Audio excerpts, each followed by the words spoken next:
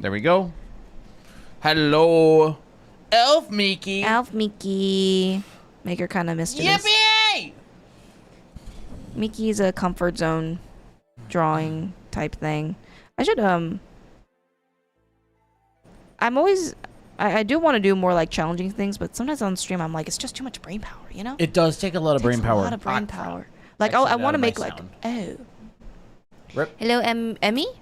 Mario, hello. Hi, we're doing good. What? Hello. A cosmic sprout. Oh, that's such a cute name. Cosmic Sprout. That's such a cute name. It makes me wish I had my Cosmic Stardust on Lonnie. Nah, I just. I know you told me to. I just had one. Oh, you did? Oh, yeah, you did, didn't you? Was that yesterday? Don't remember.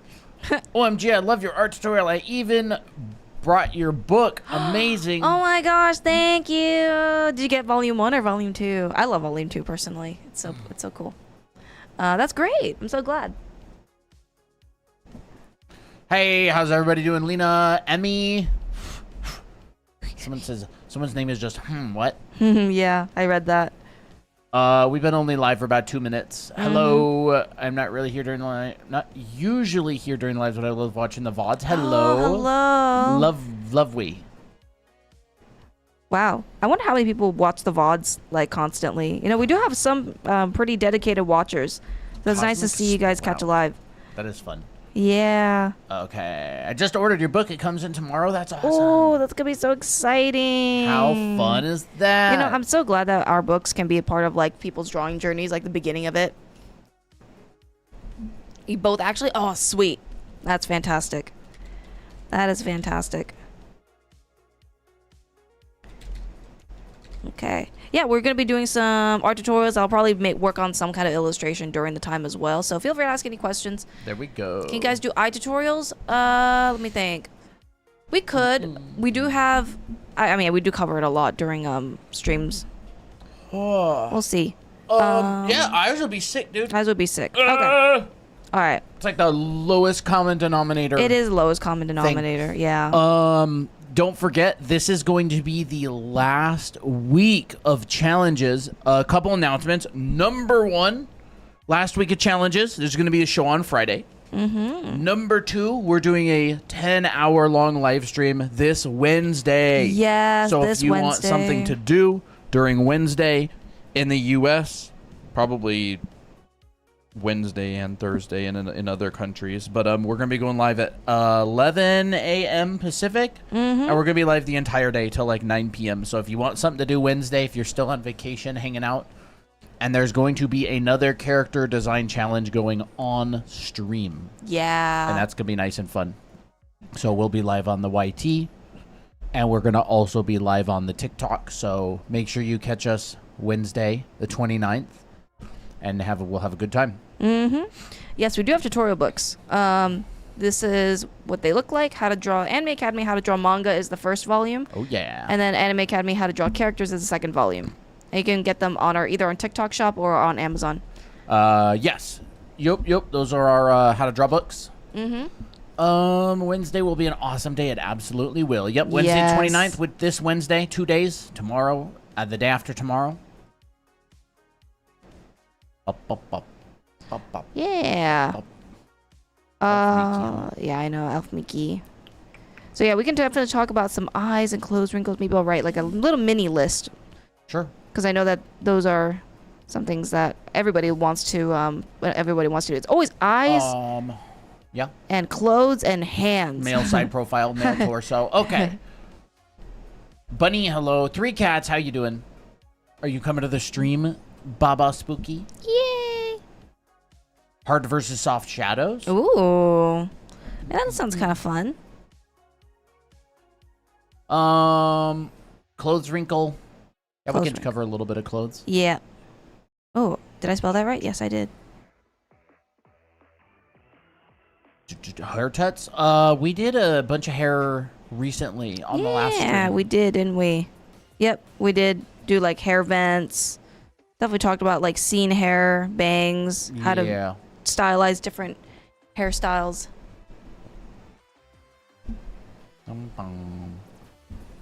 Definitely will be at the Wednesday stream. Let's go. Awesome. I can't send you guys my art. Sure you can. You can join the Discord server and share it in any of the art channels if you want. Yep. Or you can join the challenges. We always review every challenge. We got challenges going this Friday. We got a challenge this Wednesday. And we always do artwork reviews. Yes. Not reviews, but like an art show at the end of those. Where we compliment your artwork.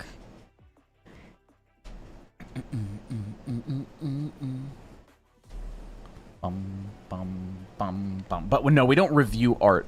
Not unless you take like our mentorship with one of us. Yeah.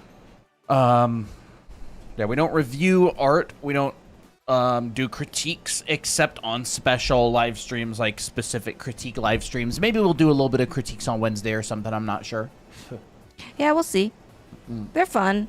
But a lot of time the critiques are like, yeah, just move on, just keep drawing, Why does every time someone send a gift, it glitches out TikTok? I don't know. Thank you for the heart me and the heart puff and stuff. Puff and stuff.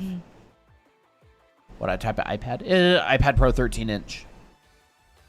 Your art is genuinely so good, I'm jealous. Aww. Hey, we teach. We do teach, yes. We do teach. We have a school. Yep, we do. Check it out here. Discord link again. The Discord link is also on this page. Yes. The school is a yellow button. The Discord is the blue button. Mm-hmm. It is a free Discord server. Anybody can join it. Yep. I could definitely talk a little bit about eyes and anime eyes. Kind of just writing some notes down, so draw with us if you want. Maybe no more gifts. I just noticed it like freezes it. Does it freeze for you too, chat, or is it just us? Is it just like freeze up? Iris. Okay. And then Hey, there's ducky. like the heavy lid up top.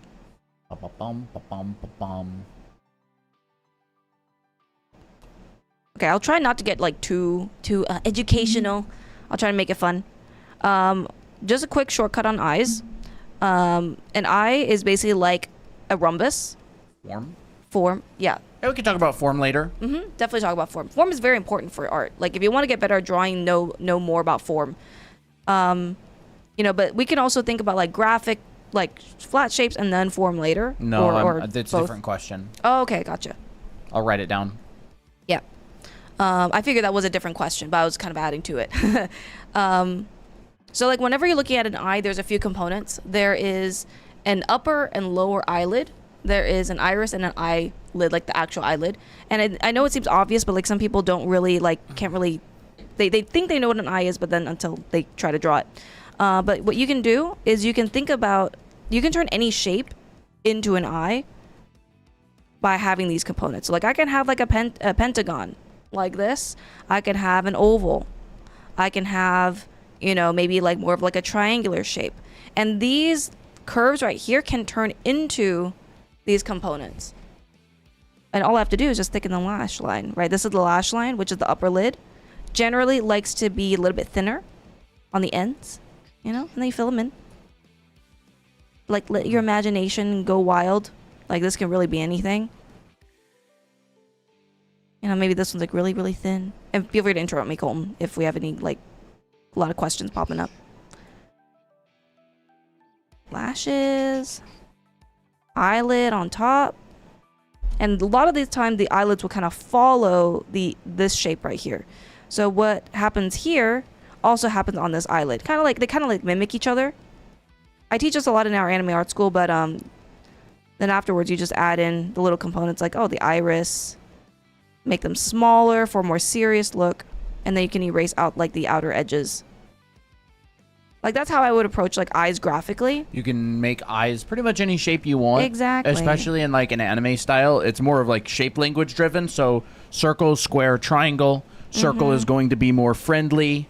Square is going to be a little bit more stable. More like masculine a lot of the time. Yeah. And then triangular is going to be a little bit more dynamic, a little bit sharper. And you can obviously combine, like a square with rounded edges or a circle with points coming out of it. Yeah, you can mix and match. Like a square. I mean, that's even. literally the middle one. Yeah. Circle with points coming out. Like you can even do like it's come out straight, but then it gets rounded on the side here.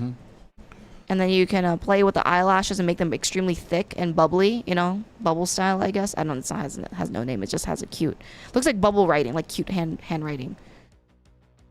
And then you can make the iris like wacky shapes as well, make the highlights crazy. I think I do. I'm like, you're slowly turning into a frog. That's so funny. I love how versatile you can make the eyes. Oh yeah, absolutely. Eyes are like anything that you want it to be. Super varied. Super varied. Like you can even like draw the bottom lid as just two little lashes like this. Oh, you got an eye, and the people are like, "Oh my gosh, that style is so cute." What style is that called? What style is this it's called? called? I just put shapes together. I just put shapes together randomly. Yeah, and put a little bit of hatching, you know. But like that's the components of an eye, and then you just stylize it however you want. Like that's how it is. You know, I want to do that art style. Yeah, sure, go ahead, copy it. I don't care. Okay, Yeah. You're making me get my iPad out. She Nice. teaches a lot of this in our anime art school as well. So if that's Yes. something that you're interested in learning, we do have a school online, how to draw both eyes at different angles, how to practice some symmetry, like this sort of thing, how to practice symmetry in perspective, Yeah. how to practice symmetry over top of a curve, all that kind of stuff. Really, really useful stuff. This is all in our first class in our school. Mm-hmm. But yeah, eyes are the window to quitting art. Yeah. No, quitting. Oh, you can even like I would say try to find like a random cool shape, like a leaf. Like this is a leaf, right? Wrong, it's gonna be an eye. You know why? Holy peak. Hello, silly flower girl. That's cute. Oh, that's cute. I love that. Username. What app you both recommend to draw in the phone? I don't really draw with a phone app. Maybe Procreate Pocket. You'd have to ask chat. I don't draw on the Yeah. phone very much. So there's eyes. If you want to draw like eyes symmetrically like this, I have a technique. You can draw one eye on the face. For example, you're like, okay, I'm gonna get this eye really like perfect. No way. No way. Oh my gosh, I'm spending all this time on one eye. Now how do I do the other one? It's like, like your brain gets fried. No worries. Hello, Lau. You guys motivate me to draw when I join a live. Awesome. Awesome. I got this. What does that Fun. sound? So what I do is I will encapsulate this into a shape. So like if I were to connect all the corners, what shape would I get? Okay, it's this shape. So I'm going to just take this shape and move it to the other side as best as I can. And that way I don't have to worry so much about like trying to get all the details right. I just have to get the shape right. So it looks like that. And if the shape looks right on both sides, then I just fill it in. And the same, you know, you just do the other eye with the same process and you look back and forth. You know, if you need extra help, just like draw some guidelines across on both sides, like on the top and the bottom, and you're good. What about copying and pasting the eye? A lot of people don't want to do that. Also, it doesn't work in perspective. Yeah. And it looks exact. It like looks exact. Like too exact. You'd also have to change the inside of the iris. Yeah. Like you can for sure start by copying and pasting the eye if you want. Oop. I want to try this and see what it looks like. But you'd have to change the side of the highlight as well. Yeah. But most faces aren't perfectly in perspective. See, like to me, it's cute, but it looks a little bit awkward. Or most faces aren't in a perfect front view. But yeah, like Yeah. on professional projects and stuff all the time, people Yes. copy and paste eyes. This is for drawing. Yeah. So like we teach drawing. We teach you how to draw. We teach you how to solve different problems and how to do it manually. And then by all means, like copy paste eyes for sure. Yeah. It will just give you a very copy paste look, which is if that's what you want, absolutely. Yeah. You know, it's usually cross-eyed. Yeah, I can definitely have a risk of being cross-eyed. Like this one right here feels natural because like I'm purposely shifting irises around to make them not so cross-eyed. So that's just what ends up happening. You two got brain rotted. You must be new here. I've been brain rotted for a really long time. But yeah, I mean, copying and pasting is totally legit. Yeah, Like, it is totally legit. You can definitely do that. I would just say If be you careful of becoming overly dependent on it as a Yeah. crutch because it can tend to limit what your flexibilities are. Exactly. Like if you want to be able to draw like just full on freehand, you know, eyes in different angles and make them look right, then try not to use as much copy paste. When I draw one eye, the other eye sees the gods. Yeah, dude, I know what you mean. Funny. Like how your scribbles inside the eye make it look more real. Mine just look like scribbles. I would say that more comes down to design. Yeah. Like yeah. the shapes that she's designing, the shapes that she's scribbling are specifically designed. Yeah, like you can intentionally make your lines look more organized. Like if you want to shade your eyes where all the entire pupil and the shadow part is just a bunch of hatching like this, looks very pretty. So it says, make a head. We already did. Yeah, we did. Here it is. Yep. We These are on our have TikTok shop. a bunch of these. I don't know where the guy one is. There it is. There it is. Make a head. You can get these on our TikTok shop. By the way, they're reference models. You know, Yes. free rent angle, upper angles, side profiles. They're really useful. Yeah, you can check them out on our TikTok shop. They're also really good for lighting, so you can get lighting directions and stuff. Yes. And it comes with like really, Can you put it there? Oh yeah, I can. I was like, wonder why you're pointing. It's all good. Do you ever do process video streams? Not really. I mean, Video/streams? Yeah, Yeah, we I've done a do. bunch of stuff on live stream from start to finish. Usually on 10-hour-long live streams, I will do longer-ish paintings if I can figure out what to paint. Like, you can go check out our live stream from a month or two ago, and I painted pretty much this whole thing live on stream from start to finish. You can check that out. And then there was another one that I did. On our last 10-hour live stream, I did this one. And you can see a lot of my process for this as well. I broke down exactly how I drew and painted all this. This is not strictly speaking anime, you know. I mean, it's stylized, but it's not anime. But yeah, if you want to see that, you can go check out our YouTube channel. We have all of our VODs up. what is the book for volume 2? Right here. This covers a lot about like how to design your own characters from scratch, and also covers expressions, how to design poses.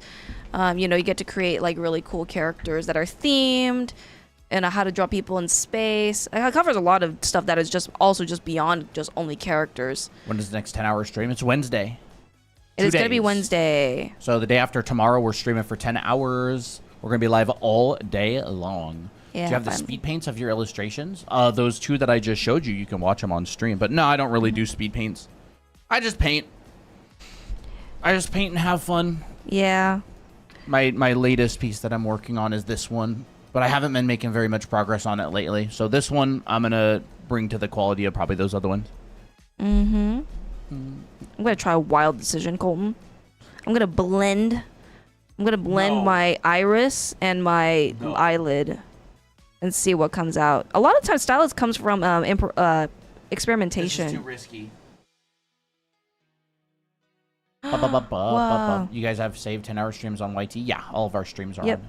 What was that illustration book called? That's our book. That's our book. It's called Anime Academy, How to Draw Characters. We are the artists and publishers and editors and everything. Yeah. We made the books. Wow, you're really good at drawing. You should make an art school. We should make an art school. We should make an art school, you know. Oh, we should. my goodness. Oh my goodness, should we? We did. Yeah. It's on our website, drawanime.com. Yellow button. You can go check it out. We do teach. Yep. Here, I can show you like some of the types of stuff that you learn in the school. A lot of stuff like this.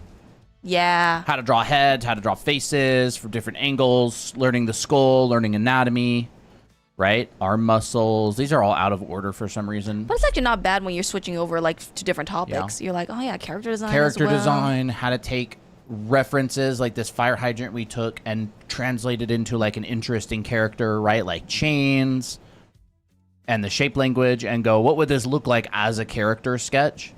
So like there's a whole class on this. It's 14 weeks long. Character design class. Really fun stuff. Yeah, thank What you. else? What else is in here? Here's More more character character designs. design stuff. Orcs. Ooh, this guy's cool. Crocodile shaman. Yeah. But yeah, this is all in the school. A lot of character design stuff. Yeah, this is like in a the row. character design section. And then mannequins, how to draw Yeah, clothes. this a lot is of from the this kind of costume design class. learn how to draw clothes, where the wrinkles are. I know people were asking about wrinkles and folds. We do teach all of that. We have a 14-week long class in our school on that. But we can talk a little bit about folds and stuff on stream. I know that was the next thing we wanted It was to the get next to. thing, yeah. There it is. what? I know. There it is. It's being stubborn. I got to draw a little mannequin because that helps me more. You're on the heads class right now, struggling with the homework because I have little experience with art. Excited to progress, though. It's fun. Awesome. Oh, yeah, awesome. Hey, if it's hard, that's a good thing. Yeah, we have a website. It's drawanime.com. Yep, right here. You can take a screenshot of that. You just put it in your browser. That is a URL link. So you type that directly into the bar. And by the way, we are doing a little promotion where if you do get the Anime Art School, we are going to, basically give a little bonus watercolor OC to send to you. Yes. So make sure that if you do get it with a watercolor promotion, just DM us and let us know. Yep. And we'll mail you a watercolor of your OC. We do recommend. That's going to the end of the month. Yeah, we do recommend, reaching out to us like fast because this won't last forever. Like it's not like you just get it and then 10 years later get the watercolor promotion. Like this is limited time. Yeah, it's good for the end of the month. Yep. Good for the end of the month. Bum, bum, bum, bum. Okay, I'll draw some clothes. I'm just going to draw like a simple mannequin right here. Simple bodies. You got kicked out of the live again? Oh no. Okay, for some reason this isn't. Okay, there we go. I like drawing simple bodies like this because when I draw clothes on top, it becomes a lot easier. Because you're like, okay, I don't have to worry about anatomy, but I do have to worry about my form. So I'm just going to draw a random pose here. And then I'll add some hair. And we'll give it a... It kind of looks like Misty from Pokemon. We'll make it Misty. How about that? So if I want to draw clothes, I always think about what are the components of the clothes or the outfit. Like, does this person have a top and shorts? Or do they have a dress? And does the dress have different components? Can I go for free, like free art? What do you mean by that? No. I don't know what you're referring to. What do you mean? Like, do you mean like can you get the art school just for the free art? No. No. Wait. Oh, wait, what? For the I don't free art? like. That's what they're asking. Oh. But I'm wondering what they mean. Like, can I? I mean, go you for free, could. free art? I mean, you could. Yeah, The you art could. school is not free, though. It is a paid program. Yeah. I guess I didn't really understand the question. I didn't read the so- comment. I'm working on something. Yeah, no worries. So like, analyze what outfit you're doing and what components there are. So like, if I want to draw like a simple outfit, like a tank top with shorts, okay, then I just draw like the shape that overlaps the outfit. And do I want it tight or baggy? If I want it tight, it's going to be pretty close to the mannequin. And if I want it to have ruffles, then it overlaps on top of the tank top. Right, same thing goes with like shorts, for example. Okay, well, how does it wrap around the shorts? I always recommend when you're drawing pants, shirts, anything, don't just do this where you're drawing the pants and it's like clinging to the skin like that. I want you to add an extra bump. So like draw a curve until you get these little T shapes right here. And then, boom, get a little overlap in there. If you ever wonder why your shirts, pants, anything looks really flat, it's because you're missing this thing. Yeah, what's the homework like in your course? There's a whole bunch of courses, but the homework is like, I mean, the way to learn is through doing things a bunch of times. So, you're gonna do maybe, I don't know, you're the one who made the heads, like heads of vases. You'll draw like a whole bunch of different You'll draw like a whole bunch of different heads and skulls, for example. Heads from different angles. It really depends on the class. Depends on Like the there's class. so many different classes. Like if I have you doing this in the demos, you're doing this for homework. Yeah. Because you gotta like nail it in, right? Repetition is the only way to learn. Like you do the action a bunch of times. That's how people learn stuff. Yeah. So like, that's what you're doing for homework. Yep. Each lesson is pretty straightforward. It's like, oh, if you want to draw a realistic head, I break down all the features, and then you would do this yourself afterwards. Like I would assign you the assignments. So like in my perspective class, you're doing a whole bunch of 1-point perspective scenes. You're doing like a whole bunch of 2-point perspective scenes, a whole bunch of 3-point perspective scenes. Like if I teach you how to draw grids and landscapes, like chunks of landscapes and stuff, I'll have you do a bunch of these to get more used to it and do them, like this sort of thing. I meant like draw freely. If you mean like drawing intuitively, the school will definitely help you with that. Yes. Asking, can you draw how you want, or is it strictly realistic? Yeah, you can draw however you want. Oh yeah. Yeah. Yeah. I mean, perspective is perspective. Like, there's no realistic or not realistic perspective. It's like 1 point, 2 point, 3 point, and then the stylization would come through proportional stylization, right? So it would be like the size of things or whatever. Anatomy is anatomy. Like, Yep. the bicep is the bicep. The tricep is the tricep. The pectoralis is the pectoralis. Like, how you decide to show that is up to you. But, like, you know, you're not going to all of a sudden put, like, the bicep, which is on your arm, on the bottom of the foot. It's like you'd never really learn that in a class. Or, for example, clothing and costume drawing. Like, the 7 basic folds are the 7 basic folds. Yep. Right? Pipe fold, diaper fold, spiral fold, half lock, all of those. You know, drop fold, dead fold. Those are all just clothing folds. They're real things that you'd learn about. And then Yep. you would stylize them by showing more or less, or getting rid of certain things, or emphasizing certain things. So, like, since we teach foundation, all of the classes focus on that core underlying stuff that's beneath style that you take and then you stylize.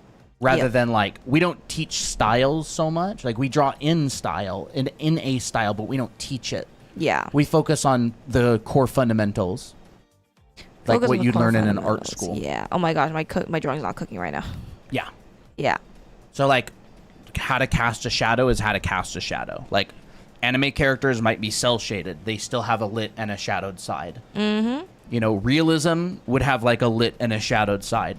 You might have more description of the form, like bounce light and Fresnel and like a core shadow and ambient occlusion. But in anime, you still have those components. You're just eliminating some of them in order to simplify. Yeah.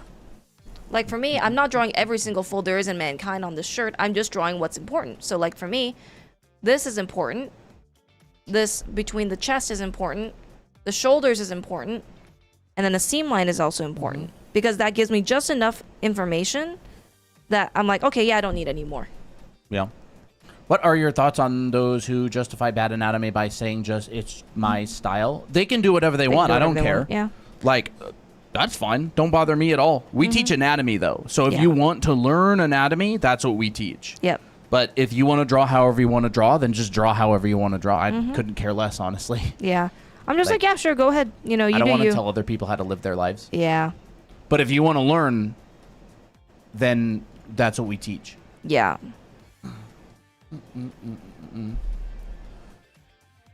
After years of drawing, are you still learning new things or mastering what you know? Both. Both.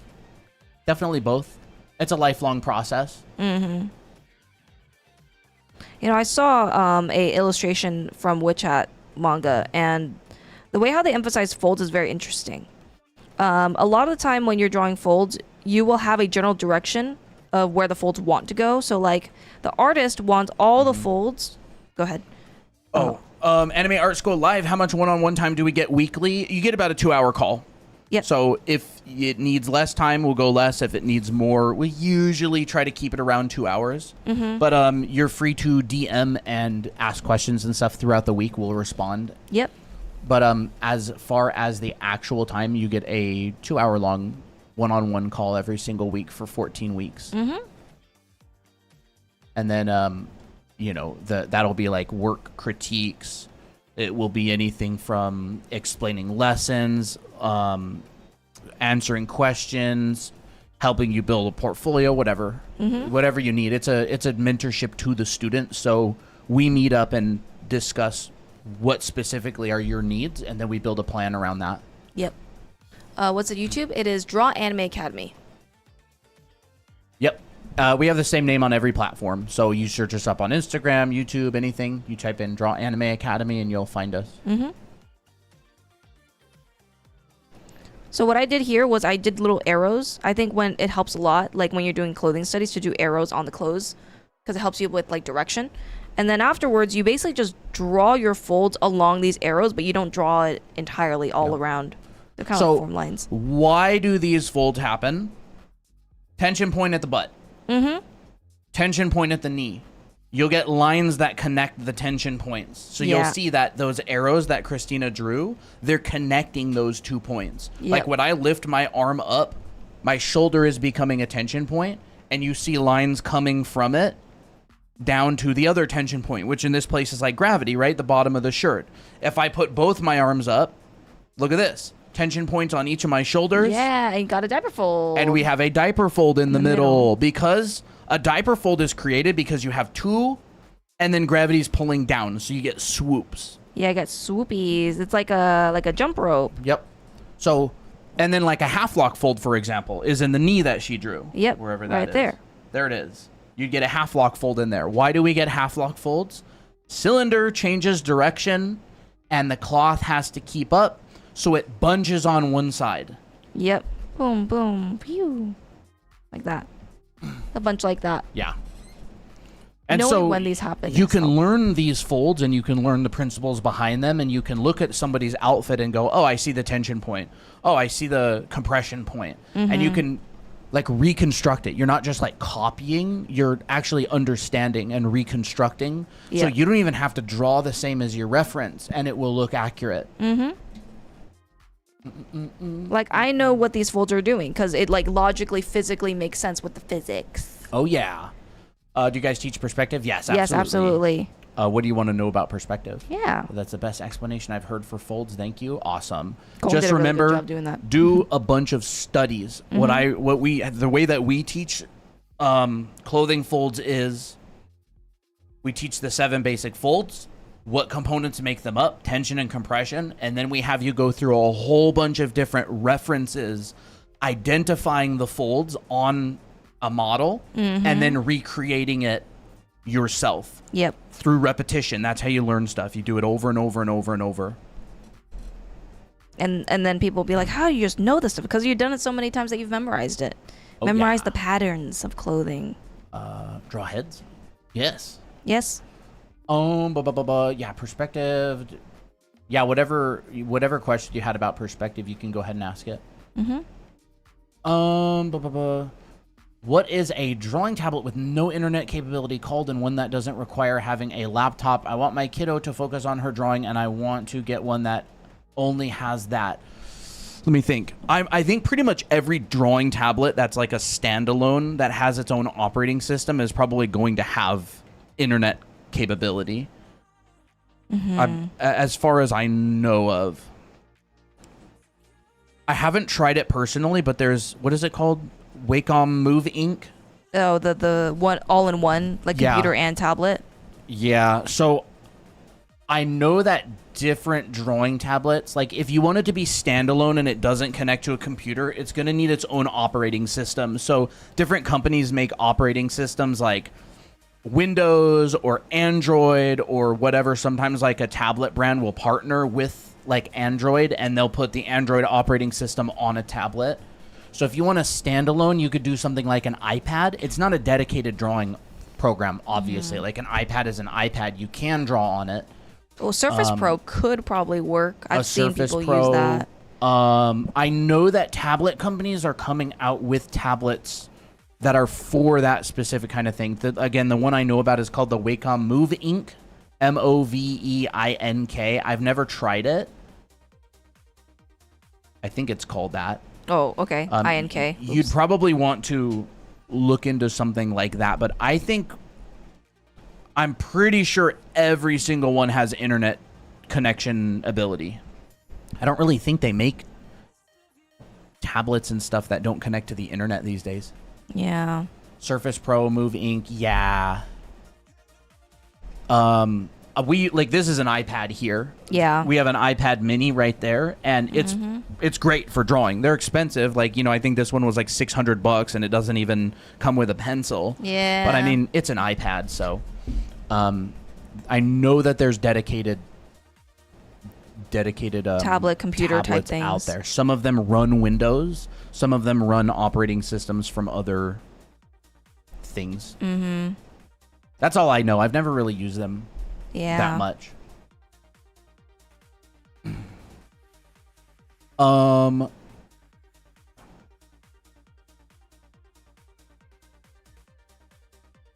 always have trouble with the perspective of something getting smaller downward. There'd be a vanishing point at the bottom. Getting smaller downward, a box. Yeah. So it's like you take normal perspective and you just flip it on its side. Ah. That would probably work. How do tension points work if you're laying down? They'd work the same way as they work any other time. It's just you'd probably have a compression point, a large compression point under the body where you're laying. Well, like imagine when you're laying down, right? And maybe you have your arms up. Like that will still create tension in the pose. Like if you're basically, it's the same as if you were standing, but like from the bottom, it just looks a bit more like flat. But there's definitely going to be folds that are wrapping around the body. Like if I'm drawing someone laying down, curled up on the bed, the way how the torso twists will show tension here. Half log folds in the knees. Tension towards the knees because the body's moving. Yeah. Like that. And it feels convincing, right? Now, if you're in zero gravity, I don't know about that. I've never understand perspective with cubes. Interesting. I don't know how to respond to that. That's explain how hair flows. Issues with straight hair always look so awkward. Yes, I do have some tips about straight hair. The brush, you can get this brush for free in our Discord server. Yes. It is going to be in resource share and it is a pinned message. This is not the usual drawing brush. I have been meaning to make a pack with our most common stream brushes and just upload it and have that as the download. Yeah. So both brushes that get used on stream are in resource share as pinned messages. This one's called New Drawing Brush. And then the other one that you haven't seen today is called GSS Blade 1. Yeah, TikTok Brush. This one. Yeah, TikTok Brush. Yeah, that's right. So if your straight hair just kind of looks like this, and you're like, what's wrong? It just doesn't feel like straight hair. Everything's so stiff. There's a few reasons for that. One thing is that straight hair will still have subtle curves. You're just going to have maybe more like J curves, like this. Or flipping to the other side. What other questions do we have as well? You can also have subtle S curves as well, like this. So when I'm drawing straight hair, comes out, frames the face, and maybe ends at around like a curve like this. But because the curves are subtle, it still feels like straight hair. Anyways, there's my spiel. Yeah, I mean, you'll even notice with Christina's hair, like, it's not perfectly straight. Like, it subtly curves. Yep. It subtly curves. Like, you're never going to have hair that's just like, doing, like hair sprayed unless straight. you're making an exaggerated example or you're stylizing it intentionally, right? Yeah. Like, someone's scared and the hair's all on end and it's sticking straight out like a cat or something. We went into our bathroom last night and Toby got startled by Christina and he was like, ugh, and his tail got all fluffed up. Yeah. What about my hair, Colton? Oh, we're not ready for that conversation. Yes, I do teach a lot of this stuff in our anime art school, like hairstyles, curly hair, wavy hair, all that stuff. And like you'll even notice that this is like very, very straight hair, but the curve is so stretched out. Yeah. I'm almost rarely ever even using straight lines at all. I'm just using curves. Crazy enough, right? Yeah. It'll be like the difference between like this sort of thing, right? Like this is a straight line. This will be straight hair. Yeah. Right? It's like not straight. It's like generally straight. Like you could draw boxes with lines that are that curved, right?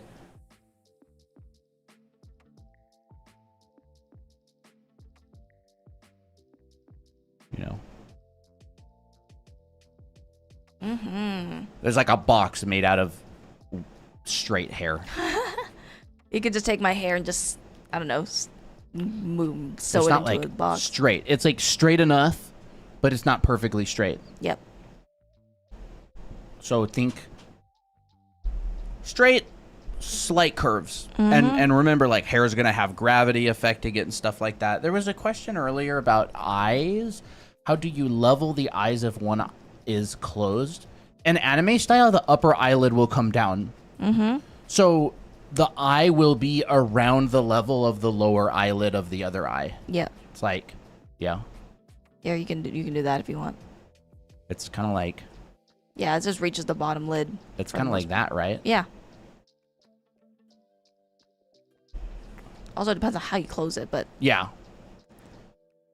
Could be like that, right? So like this upper eye will come down generally, but like you're better at drawing this kind of stuff. So. no, that was perfect.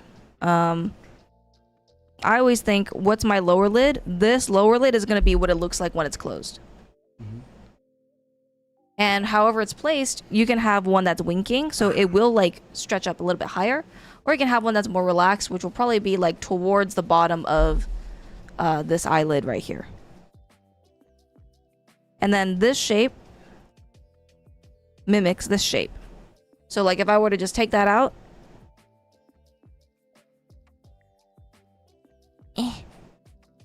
okay, we got a closed eye. It's like that. Yeah. Right. What do you find scarier, chat? Showing your old art? Or I guess something that an artwork that where you know something's wrong, or having to draw live in front of people? What's more terrifying? Showing old art that you know is not good, or having to draw and come up with something on the spot? Draw live.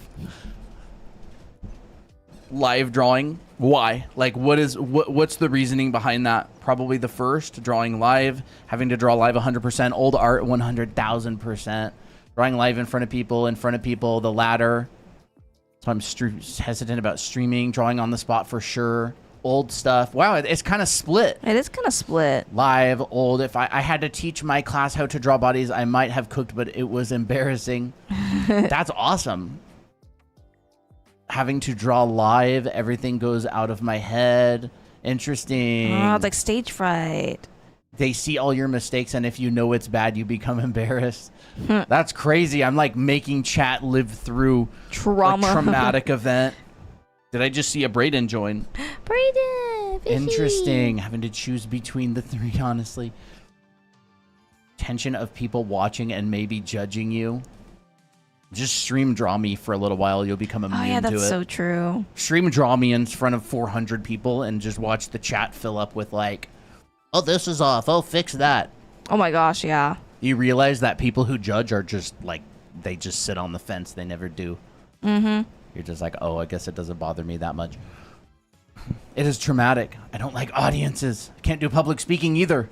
I don't consider this public speaking at all. Yeah, no. I consider it. Talking to a normal person. Yeah. Talking to a regular person. Oh, this is so cute. I kind of really like this style. It's like kind of retro. Lau, are you still here? What Procreate brush do you use? You can get it in the resource share channel in our Discord server. It's pinned message. Mm-hmm. You can get both of the ones that get used on stream. Consider showing old art is kind of like showing your growth. You know, that's a very nice profound take. Yeah. I guess it depends how old, right? How old? Huh? Like if you were 7, then you're like protected by age, unless I guess Yeah. you're like 9 now or something. But Unless you're like 9 now. That's funny. I do have a screen protector that has a paperish texture, but I've used it so much that it's worn down. It's from Pen Tips. I use it a lot. Well, it's because I'm permanently using it. that's interesting. Drawing live, I could never. Yes, you could, Fico. I know you could. I know you could. People will be like, "Which?" That's fun. How interesting. Well, let's give her like blue hair. Is there anybody here who's not bothered at all by drawing live? Yeah. Like, does not bother you in the slightest?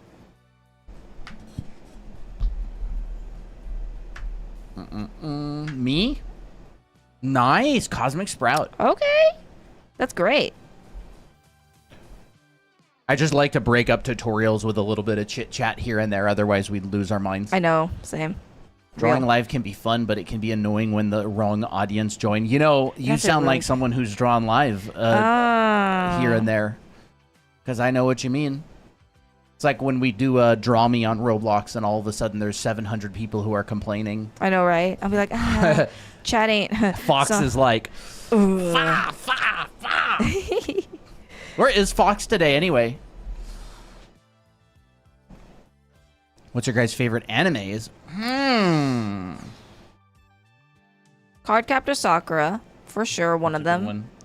I have my personal favorites, but that's just because nostalgia. One Piece was pretty good. I wouldn't know. I don't know if that'll be a favorite, but it was very good. Ooh, One Punch Man is definitely a big favorite. I would rewatch that a lot.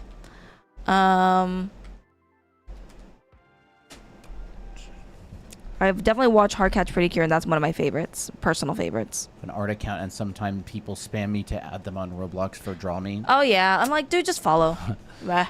Oh, Cardcaptor Sakura was my first and favorite anime. It's so good. It It's is great. so good. Nah, I haven't seen Kami-sama Kiss. Another anime I loved growing up was Kiko-chan's Smile, so I'll just write it down. Kiko. I was like trying to find it forever. I love this one. This anime is so cute. It's like a kid's anime, but it's like super, super cute. Cardcaptor Peak. MHA. We've seen a couple seasons. We watched right up to. What the heck did we watch up to? I don't remember. When Genus appeared again after. Oh yeah, they thought Best Genus was like dead or something. Yeah. And he wasn't. I don't remember. I don't really remember anything. I enjoyed My Hero Academia a lot more when it was them in school. Yeah, I thought that was really cute. I thought the characters were super fun. They had really fun dynamics and chemistry and stuff. It was really cute. Yeah, it was really fun. I was invested in their school life more than their fighting lives. It's like when the League of Villains or whatever they called themselves, And like then when they started attacking for real or something. Yeah. Bum. But isn't he a retired hero? Dude, I have no idea. I don't know anything about MHA. We watched it a long time ago and enjoyed the first season or two. First 2 or 3. I don't know how many seasons there are. Do you like Death We definitely Note? passed Ares thingy. Yeah. Dude, we need to get some Death Note soundboards here. I just need a folder that says Death Note. And a good, I'll take a potato chip and eat it. Oh, I want potato chips. I need to put that on the list. Sweet. Was that all? I ain't let myself have potato chips. I've had a big back lately. I can spare a few. Chips. Samurai Champloo. I have not seen it, I've never but I do seen want it. to. Yes, I love Death Note. That's awesome. Are we streaming on Twitch too? No. No. We're not even streaming on Twitch 1. Is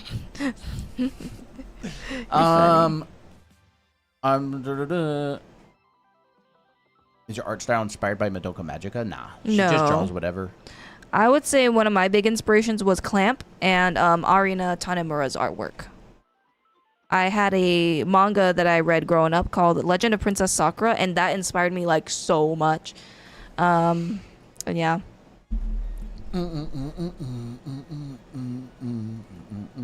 Chat, what inspires you guys? What animes or media types inspired you? Is it like American TV shows, animes? I know probably a lot of them will be animes. Yeah. By the way, if you do get the anime art school and you want a watercolor of your character, that is good till the end of the month. Mm-hmm. And you need to reach out and let us know. Yep. We can see when someone has purchased the school. And so if you reach out and contact us, DM us on Discord and say, hey, I just got it, and we'll set you up with getting character references and get a watercolor and everything done. Talking to you. Whoever just got it. Whoever just got it, yeah. If you want your character done, let me know. Even if you're in the chat, you can be like, "Oh, I'm the guy who got it." We'll reach out. Yeah. Or you can reach out to us. I can't make that simple curve connecting the body. There's a lot of curves JJK. connecting the body. JJK was fun. I really liked the first season. My brother. My brother. Daughter has been watching all the Studio Ghibli movies for the first time. That's awesome. good. Christine and I did that a little while back. A lot of them. What did we watch? Castle in the Sky, Howl's loved Moving Castle in the Castle, Sky. Kiki's Delivery Service. We didn't watch Ponyo yet. We watched Porco Rosso. We watched most of Princess Mononoke. We didn't finish it though. Yeah. What else did we you watch Demon Slayer. We've seen a good amount of it. I don't think we're all caught up on it. Spirited Away, we watched that. Yep. I like Spirited Away. It was really Absolutely cute. one of my favorites. It's my favorites is kind of a toss up between Castle in the Sky and Spirited Away. Oh, Castle in the Sky is so pretty. I love like vast landscapes and clouds. One of my favorite things ever. But Spirited Away, it's like I watched that as a kid before I even knew what anime was. That was your first. And it was like unlocked. My brain was unlocked. Like my brain was jailbroken. Wow. You have any OCs? Yes. Yes, we do. We have a lot of OCs. Stickers. Yes, you're right. Stickers. Grab them all. Here we go. We got Miko. Miko and Miki are I'm trying to find Miki. There she is. the main girls for Anime Academy. Yep. They're Is it on book Miko? volume 1 and book volume 2. Mm-hmm. Miki. Yep, Tira, Miki's best Tira. friend. Mm-hmm. Yup, here's Naomi, which is kind of like Miki and the gang's like fun party girl. Mm-hmm. Here's June, who is a rich Chinese cosplayer that goes to their school that they're friends with. Who she's secretly a cosplayer. She likes being secretive. Yeah, and she's also super good at gaming. Yep. Here's Ray, which is Christina's character, which is the teacher. She's the anatomy teacher, and she's kind of like, ugh. Strict. She's Kind of strict. gangster. Yep. And Here's then- Abby, which is my character. This is Miki and Miko's childhood friend, where they grew up. And then our only boy so far. We'll add more boys later. And then on. there's Jake. There's We haven't Jake. designed other guys in the class yet. Mm-hmm. Just because They're one apple tall. why spend time designing guy OCs, honestly. I know, right? I'd rather spend all the time designing girl OCs and Yeah. amazing women, you know? And here's an illustration I made of this is Abby in her bedroom as a kid, and here's Miki, and here's Miko. They grew up together playing video games and adventuring and stuff. Just make it a girls' school. You know, It would be nice. It would be nice, but no, but it is a girls and co-ed. guys. We just haven't designed a lot of the guys. We should. yeah, we should. I have seen a little bit of Ascendance of a Bookworm. We saw like We a saw, like, couple episodes. Kind of got a little bit repetitive, in my opinion. But We I'm never sure if you finished liked it. I Yeah, we never liked finished it, I like the concept of it. It but was, I never really got through it. yeah, It was cute. It was cute. Nope. Did not watch Madoka Magica. I would love to watch Madoka Magic. I heard it was a very electrifying experience. Haven't seen Nana, have not seen Violet Evergarden. I think we saw like one episode of Violet Evergarden. Yeah, only seen one. For the group weekly, you have to work with 5 people. Yep. You cannot do the group weekly without collaborating. That is required for that specific one. Yep. Now it's time to find some room. There's definitely still time to build a crew and do a weekly prompt heist. Mm-hmm. You got until Friday. Plenty more than halfway, half of the time rest. Do you guys have any advice when it comes to designing OCs? We really like to design OCs based on vibe and function in the story. Like Yeah. in our book volume 2, we designed 8 different OCs, and every one of those characters has a specific purpose and vibe in the story. So, for example, we've got Kevin. Kevin. He's like a crybaby. He has a description. He's wimpy. He's the heir to a mafia empire, and he's like a little coward. So we made him small. We gave him a bowl cut. We gave him silly overalls. and that kind are- of 90s aesthetic. Yeah, it's like a little bit of a 90s aesthetic. And then we got, what is the next one? Candy? Candy, yes. Candy is next. We've There got she is. Candy. She's the bully. That bully's Kevin. And she's a brat, right? She's got messy big hair. She's mean. She's got an anger expression. She's And- got very kind of more of an outrageous type outfit, like Yeah. lots of frills, this kind of pink, very loud pink. Yeah. So Pink like stuff. when we're designing OCs, we really are trying to figure out like what function do we want them to have. Like this is Victor. He worked for the mafia. He's the right-hand guy of the boss. He's undercover as a janitor at the school. He holds his mop and broom like katanas. He's got all the tools he needs.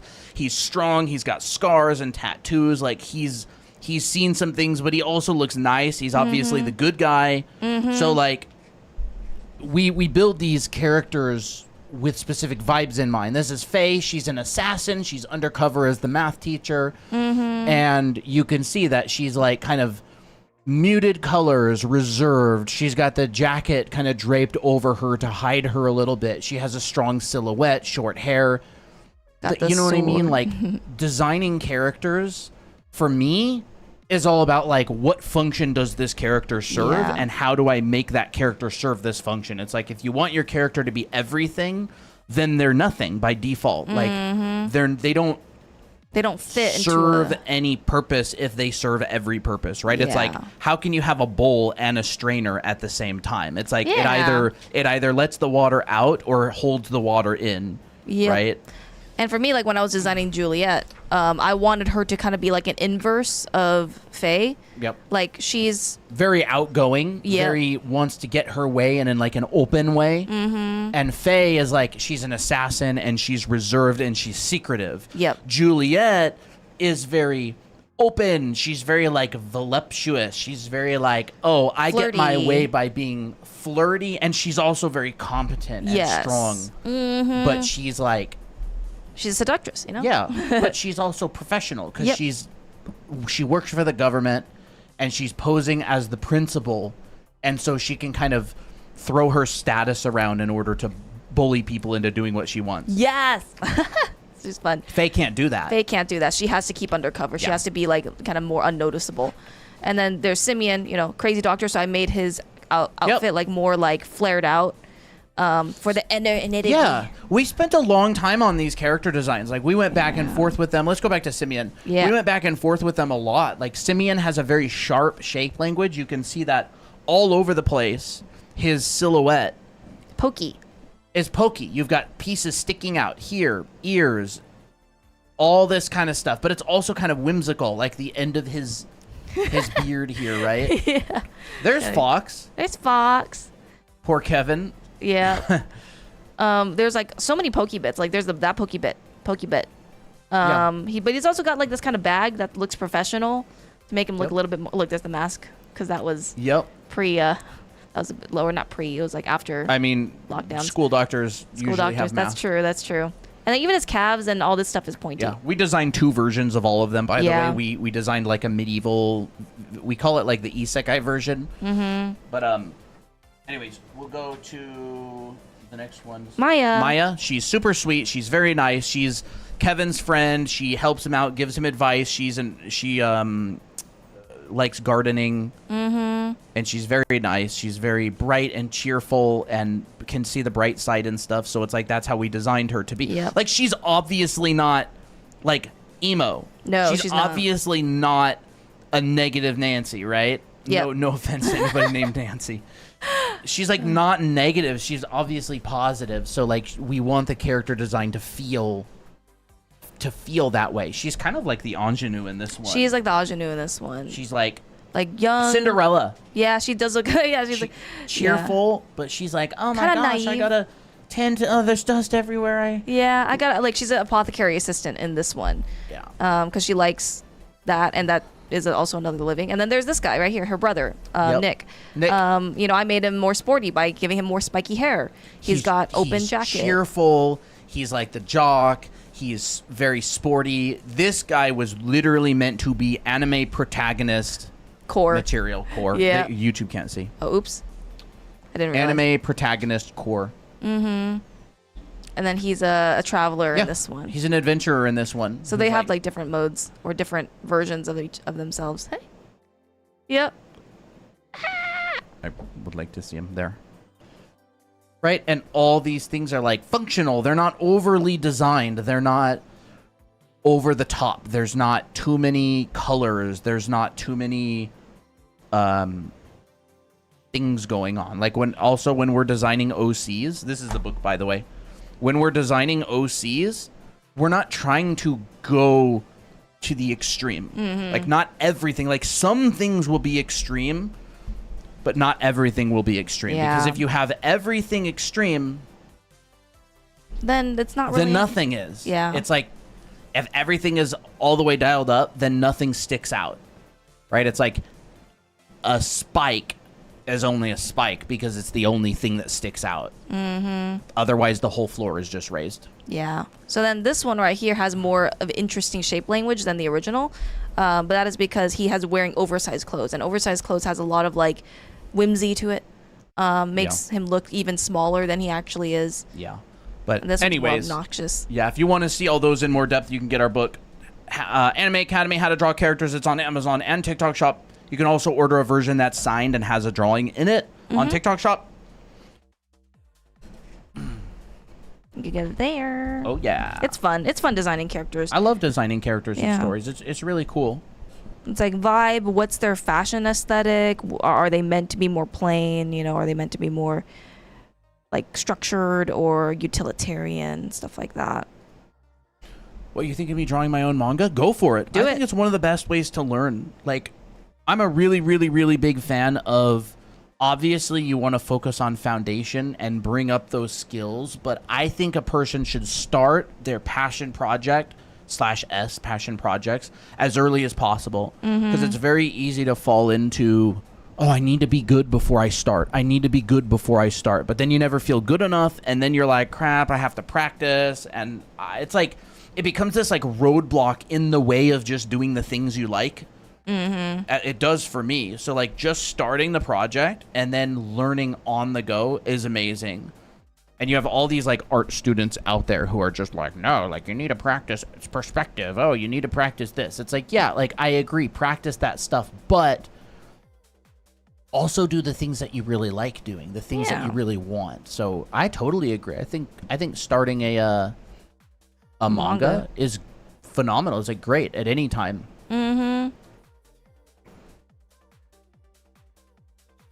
Like learn on the go. If your manga takes place in a sci-fi world, you start writing it and you go, man, like I'm not very good at sci-fi. Maybe I'll do some studies. And then you'll improve at the most important things you need to improve at by starting. Because there's a lot of people out there who will just be like, I'm just going to practice and practice and practice and practice, and eventually I'll be good enough to start. And it's like, well, what if your character drives a specific car? Are you just going to learn every single car in the world before you ever start? Like, learn how to draw the car after you start. Yeah. You know, and I'm not talking about general foundation. I think it's really good to take like general anatomy classes, perspective classes, design classes, stuff like that. Like those you can take at any time. But people become specialists by doing specific things. That's true. And Man. they do it a lot. Yeah, like when I was working as a concept artist, I kept getting hired on different kinds of jobs. It's like you get hired on a job to design a bunch of medieval stuff, and it's like you learn about medieval stuff as you work on that job. And then by the time you get done with the job, you're like, oh, I know a bunch about different medieval stuff. That's cool.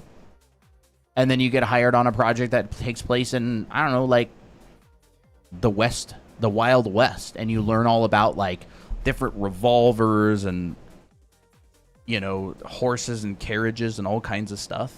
Yeah. It's like, I think learning on the job is so good. It's almost like this mentality of like, oh, I have to like figure everything out by XYZ age or by this time. There's no risk either. Like, there's no risk. Like, you follow your passion and you learn. What's better Yeah. than that? I know, right? Waiting, hesitating, trying to guess. And that is exactly why we do the weeklies and monthlies. That's why sports run drills and not basic exercises. That's really good. That's a really That's good a really analogy. good analogy. Yeah, really good point. Did Fox say that? Nah, Fortnite Clip said that. Oh, that's very good. Yeah, like that's why you do sparring. Yeah, and you know, it's like if you want to get good at the thing, it's like obviously basic strength training and flexibility and stuff is important, but if you want to specialize, just do the thing you want to specialize in. Mm-hmm. My problem is I'm lazy. I don't think so. I mean, you're here in stream all the time. You're not too lazy to come here. Like, I would say be driven by what you find interesting. It's like, I think laziness, it's like easy to I don't know. it's easy to use laziness as an excuse, but people aren't lazy with like finishing their favorite game or their favorite TV show. Like I think it's a matter of like motivation and tapping into that desire inside, as how it always was for me.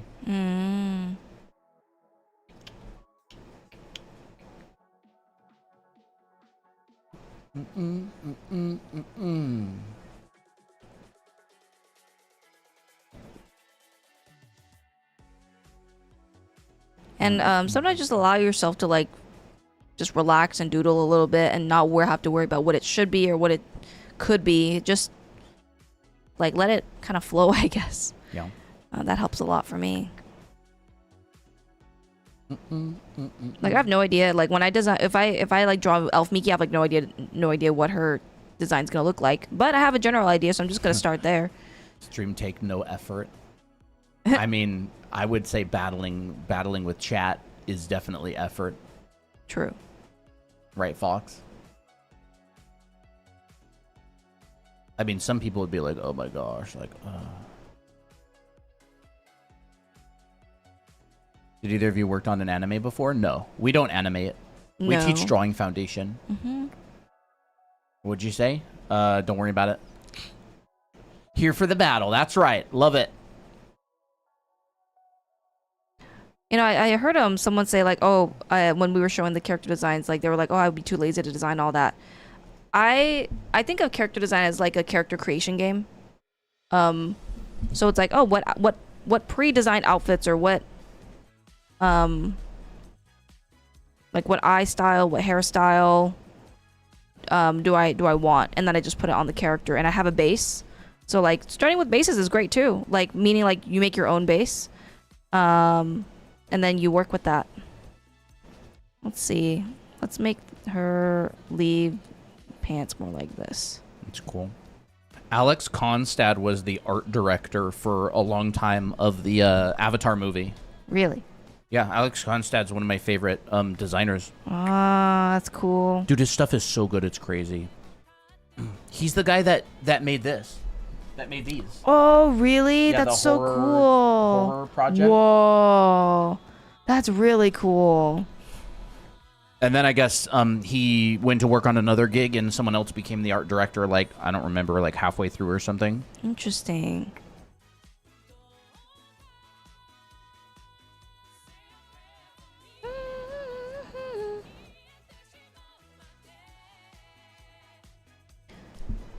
Looks like a Tinkerbell character. Yeah, it kind of does. Kind of does look like a Tinkerbell character.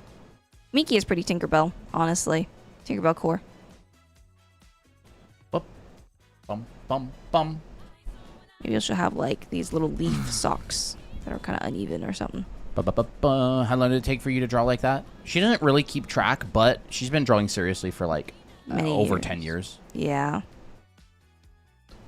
Bum, I always like the mentality of figure it out as you go. If you try to track time, you end up getting more frustrated than just trying to just draw some every day. Oh, that's pretty nice. Curve of the leg. Kind of like that.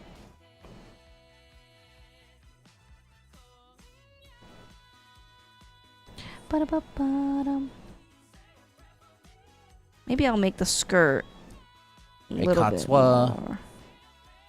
You want to be able to draw hands like it's muscle memory? Just Do it a lot. do it a lot, yeah. Like, trust me, when I first started drawing hands, it was like a struggle every time. But it was a fun struggle because you're like, oh my gosh, I didn't get this part right. I'm going to try again. And just keep drawing as many hands as possible. You'll find shortcuts. Like for me, one shortcut that I do is I will draw the side view, like which includes the index and the thumb. And I'll just generally make sure that this is the correct proportion. And then I'll just draw like the fingers afterwards and design it that way. Like this is a quick way I do hands. Another is... He just carries around his trophy. Oh, he just won the game, bro. He had his ball, his soccer ball. He had the trophy. He's got the bag, the duffel bag. He just came from the game, dude. He probably just got off the bus with the whole team. Huh? What are you talking about? Nick. Oh, yeah. Yeah. He got a trophy in there. Nick is goated. The game? Oh no, the game. Chat. You just lost the game again. This is gonna come up so many times over the next couple weeks as we start to try to forget again. What sports does Nick play? I think it would be better to find a list of sports that he doesn't play. He could definitely play basketball. He could play soccer. I mean, he does play soccer in this one. I even drew him playing soccer in one of these books. 1 second. Yeah, here it is. There he is, playing soccer.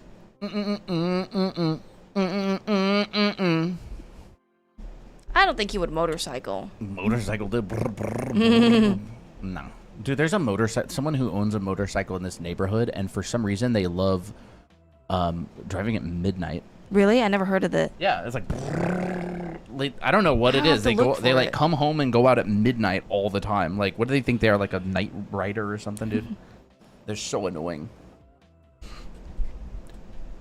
I like, dude, like imagine going and buying a motorcycle and you're just like, I'm gonna ride this loudly through the neighborhood at midnight 3-4 times a week. It gives the same energy as someone who buys like a giant lifted truck so they can blind everybody with their headlights. Real. I love motorcycles. Don't get me wrong. They're awesome. Dangerous. They're very dangerous. I sound like an old person. Oh, dangerous. Don't ride motorcycles, kids. In my culture, that's considered a beep move. I think in every culture it is considered that.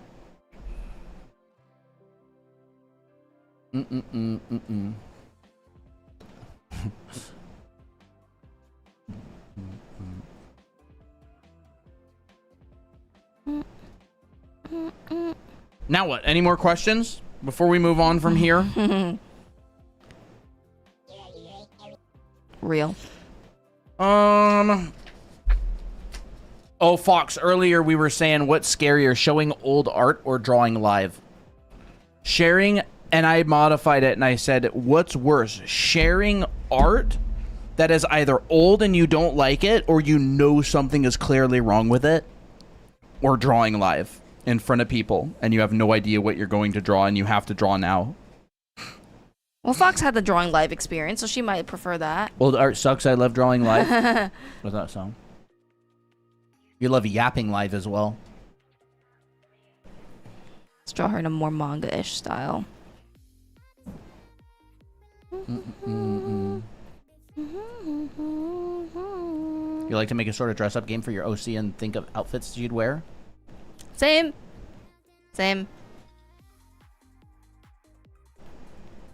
I think dress-up games, when utilized well with like a really cool open world game, could be so cool. Like I wish Genshin had kind of like that customization, but of course they don't. They gotta make their moolah off of the pre-designed characters. It's fun though. It's fun. Earlier on, there's no way this person is still here, but earlier on stream, someone asked about how to make stuff less flat. Oh yeah. And drawing form. If you want to make things look less flat, you have to physically show people that it is not flat. So, for example, right? We've got a flat piece of paper. If I want this to look like it has form, I'm going to have to describe that form. Right? I'll have to describe form. If I want to really do that, I could go, oh, maybe we'll have this come over here. Right? Could go, we could have an angle change there, maybe, like, droop. Oh yeah. Right? Like, how to make things not look flat. It sounds so obvious. It sounds so obvious, but then people don't do it. You have to show people that it's not flat by overlaps. Sides, you show the sides of things. So like this, for example, right? It's like this right here is kind of like the side that faces me. This is the side that's turning away from me. this is the side that's turning away from me. And so, say, for example, I have like a box or something, right? Or just like a rectangle. This side is turning away from me. This side is turning away from me, right? From above, it probably would look like this. Front, side, side. It's a nose, right? And the thing is that you don't have to use lines like this. You can go...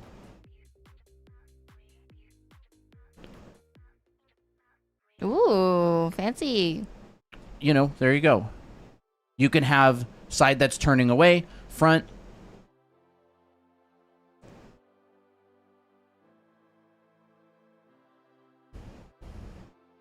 Like you can use hatching. You could go, oh, there's a shadow there. Maybe the shadow's coming down and we get some sort of an overlap here. Like that. Right? You don't have to use solid lines. Like your brain kind of treats this as the same as this. Like in your brain, these are generally the same thing. They like kind of serve the same function. So you can translate this sort of thing to your art as well. So like showing this or showing an object, something in 3D, it works really the same way. Like you have to show people. Making stuff less flat, show people, right? Same with form. Like you can draw organic forms and stuff. You know, maybe this thing. It's funny looking shape. If I'm looking down at it, I have to show people that I'm looking down at it. Maybe like we've got a center line here. If this is symmetrical, I've got to draw this in perspective. Now it looks much more symmetrical. Right? You could draw this and go, oh, it's got, I don't know, a spike here, or maybe we'll do this. Spike. Spike.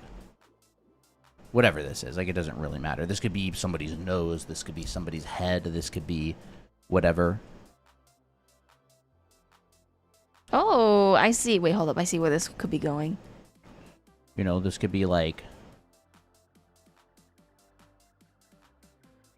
maybe the nose here. It's a cute orc.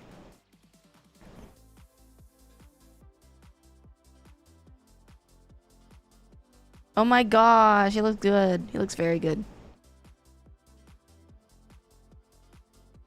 We could pop this out a little bit. Cheekbone.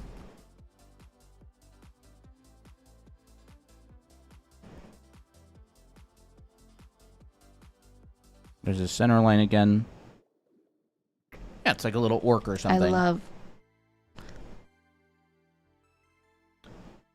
I used to be so confused when I was younger about how to make organic things symmetrical. I'm like, how could you possibly get the perspective that accurate? That like you can design something and make it in perspective at the same time. I would get so confused.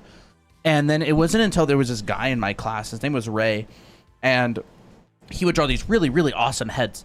He was in art center, and I was like, I realized that he would like draw a shape and then he would just treat it as if it was symmetrical. And then I took a class from someone named what's his name, Wouter Tolp, and he's a character designer, and he was like, you add a center line to something and it's symmetrical.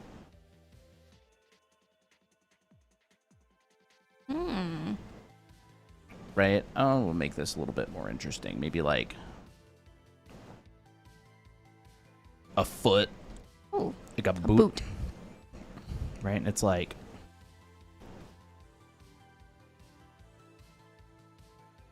you know, it's like I just drew an abstract shape, but this doesn't have to be that. This could be, I could be looking up at this from below. Oh, yeah. Oh, that looks good.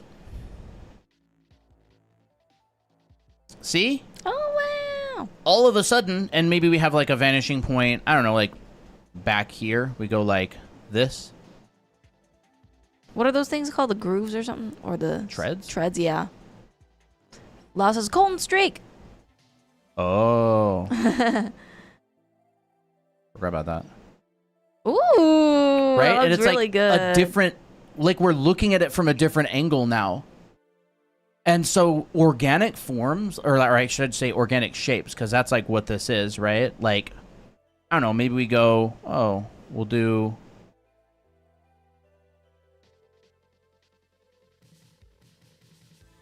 What direction is this facing?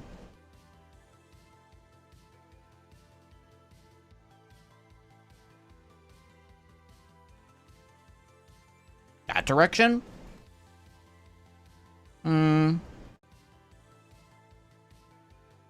What else? What else could we do? Maybe from below or from above. Yeah, maybe from like above. So we could go, I don't know, I'll just add a line like... Colton is drawing on Photoshop. Kind of does look like a banana. Yeah. Not so much anymore. That looks like a tongue. Same shape. You wouldn't even like believe it either. It doesn't even look like the same shape anymore, but I literally just copied and pasted it. Like that's how it works. It's weird, right? It kind of looks like Same called? shape. It kind of looks like a bicycle seat of some sort. Yeah, like we could do a bicycle seat. They kind of look like that, right? Yeah. See? I just draw a shape. Like this is an abstract shape. This could be anything. But if I say this is the center line, there's a bicycle seat. And then we go, here's the bottom. Yep.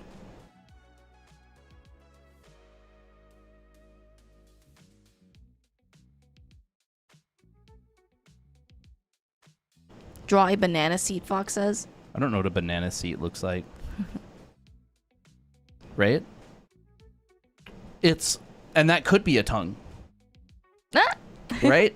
And add It some could be teeth. a tongue easy. Easy. Lick a tongue. Oh my gosh.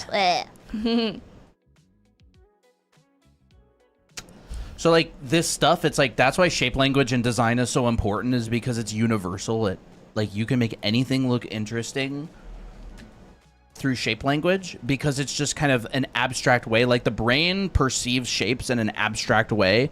So a cool lizard could actually be a cool spaceship, same shape. A cool head could actually be a cool weapon, same shape. Oh yeah, that's what it looks like. Kind of looks like a beef tongue.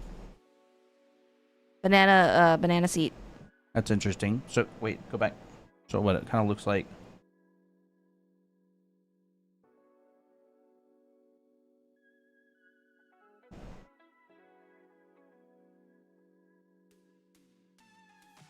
Like that? Mm-hmm. How to stay motivated? Try to find ways to make drawing fun rather than chore. Like, that's generally how I like to stay motivated. It's mostly emotional. Like, sometimes just the act of creating is what makes things very interesting. Dumb TikTok. Colton should draw jewelry again. Oh, that was fun when Colton drew jewelry. Those are just random shapes, guys. Yeah, the banana seat. They're random shapes turned into forms. Yep. They're abstractions. Mm-hmm. And then the human mind is what turns it into something. Yep. You see what you want to see. Banana seat. So it looks kind of like that. Show that. Banana seat. Kind of like that. It looks cool. Bro, I wish they could make more comfortable bicycle seats. It's, I take this and I remove the perspective from it. And I keep the silhouette. And I go, Ooh. Okay.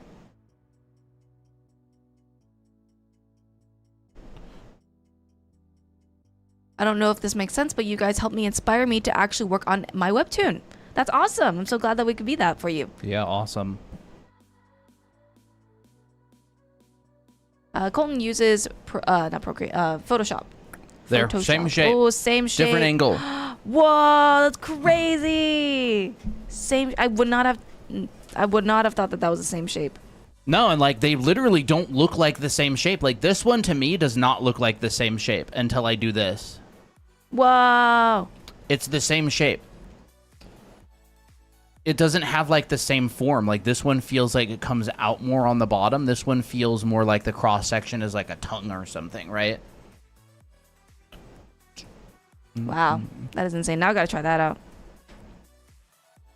Is weird how it works, right? And I haven't even modified the silhouette. Like I could come in here and I could start playing with the silhouette, and this would reinforce it even more, right? Like we see the bottom of that coming around.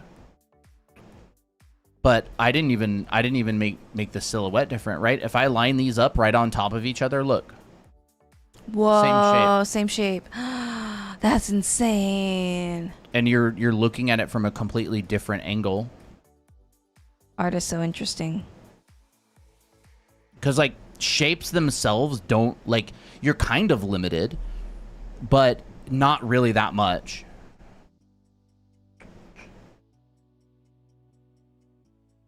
Yeah, it's really interesting. So there are exercises that you can do to get better at making just appealing shapes in general, like shape language, shape and form language.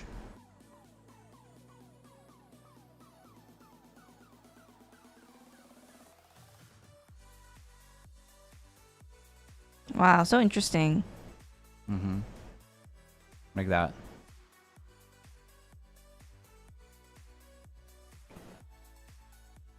It's like a optical illusion. Yeah.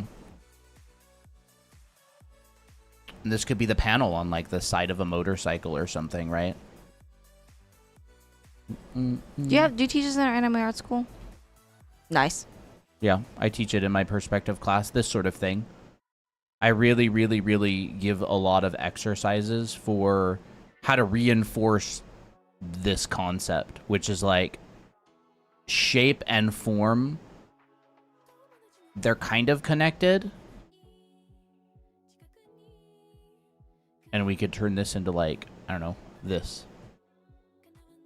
Be like a cool boomerang or something. Or we could just not round this out. We could go, yeah, it's actually like this.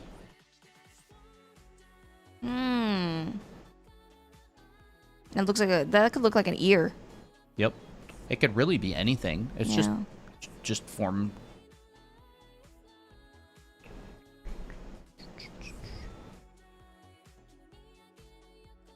Or you could just have this.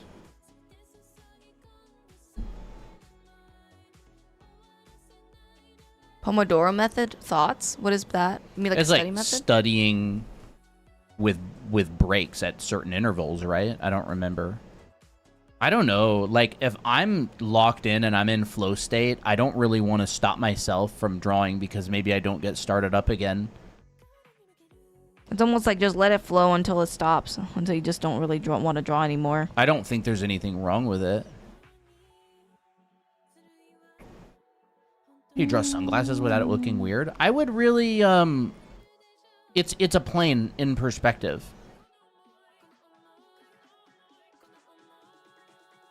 And so what kind of sunglasses do you want to draw? It's like, sunglasses are basically a box, right? It's just kind of a couple of parts of a box. I don't know what sunglasses look like. Let's look at a...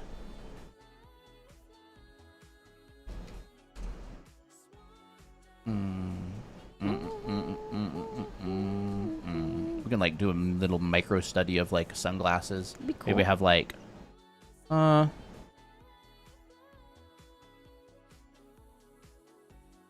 If the Pomodoro method works for you, then that's great. Just keep doing it. yeah, for sure. I never really tried it that much. Yeah.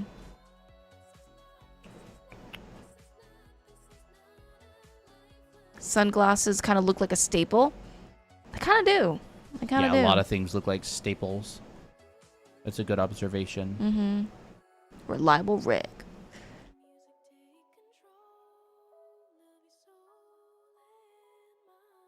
Like, I might do a little micro study to start, just as like an entry point.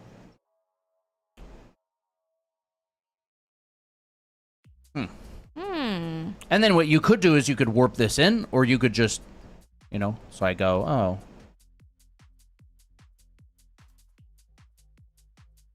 Right, so, okay, so it's got like a arc. It's got a little sticky outy bit here. Okay, so it's got an arc. How wide are these? Maybe like this? Sticky outy bit.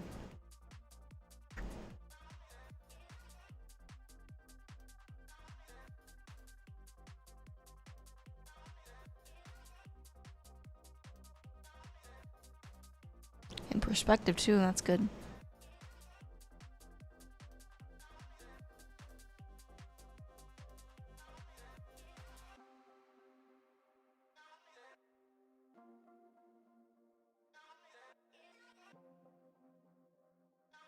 Now what is the this part look like? All right, we could do something like that, so it could maybe come down about this much, and then maybe it goes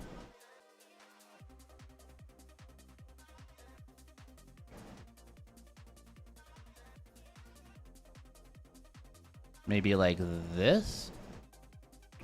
For that seems a little bit long, maybe. How do we get started with the shape language exercise?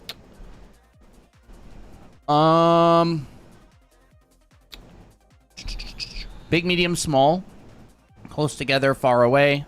See, if I was lazy and I needed to draw the other side.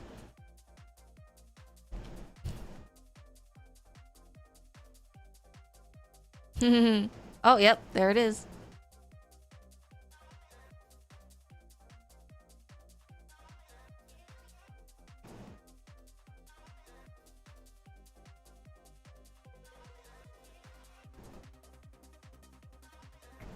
And then this box would fit on the box of a head, obviously. Like, you draw your head and you would know the perspective of it. And you would draw the box on the head in perspective, right?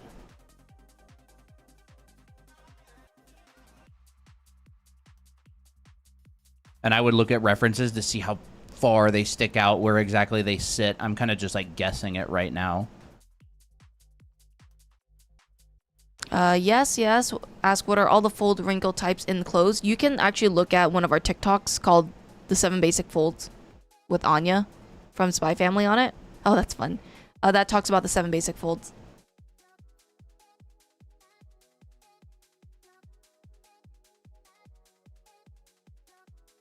You know, something like that, if I were to spend more time on it. But it would really be based on, like, this box and perspective. So I would look at images of the glasses, and I would, if I really wanted to match a specific type of glasses, I would find a front view and a side view of the glasses, and I would measure them out. I would figure out the exact box that this fits inside of.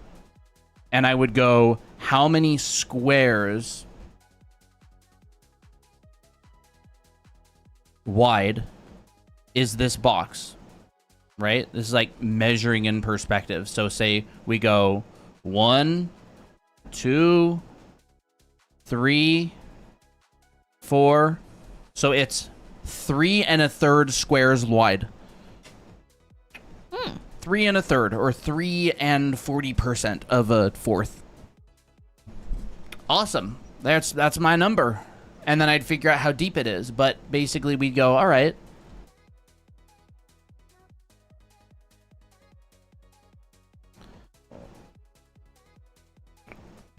you know, square. You could do your whole thing. Like, if you've taken a perspective class, this is kind of overkill. Unless you want to be, like, super accurate. It would be, like, you know, this sort of thing. Like, I don't know, 1, 2, 3. Oh, yep, there it is. But look at that. Oh, my gosh. Wow, that was, like, basically the same. 3 1/3. Because you can kind Wow. of guess it relatively accurately. And then I go, okay, where's the middle of this? All right, let's find the middle.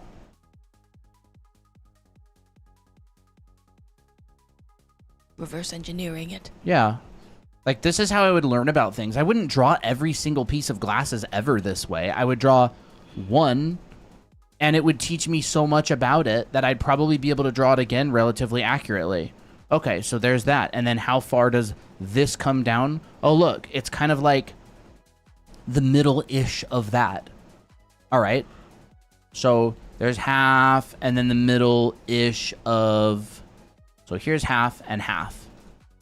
So, hold up. There. There.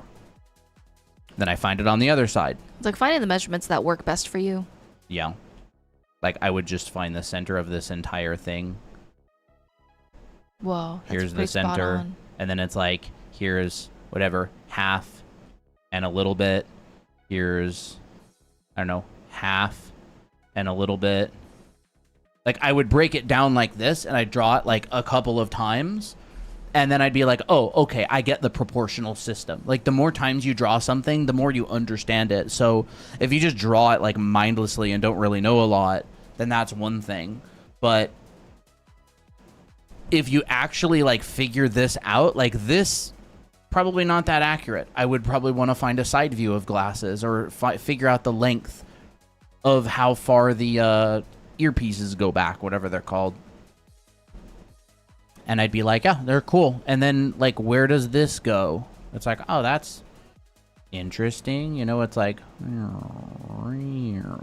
Oh. that's like, how far up does this go? Half, half, half, half. Interesting.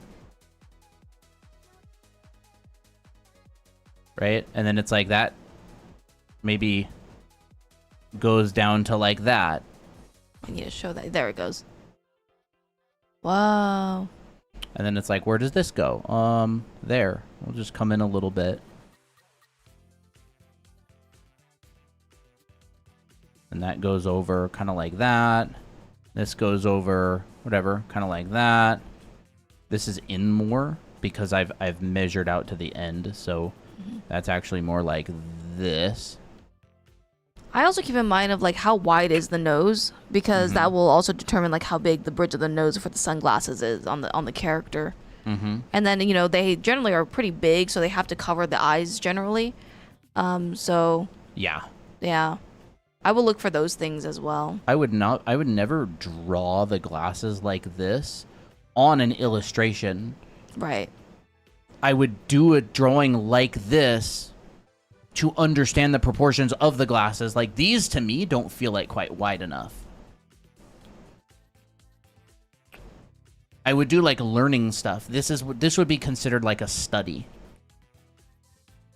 Right? This would be considered a study. And then if I'm actually drawing it on a character, the studies that I've done will help ensure the actual illustration is done more accurately. Like, when I did this illustration here, I did studies of things in this room before I drew them. I like drew a couple of skateboards and I was like, oh, that's interesting. So that's what a skateboard looks like. Oh, that's interesting. That's what a Pepsi liter bottle looks like. And like, I would do studies of stuff like a Nintendo 64 console, and I drew it in my sketchbook and I tried to understand it. And then when I drew it, I was coming in not for the very first time trying to make a pretty illustration.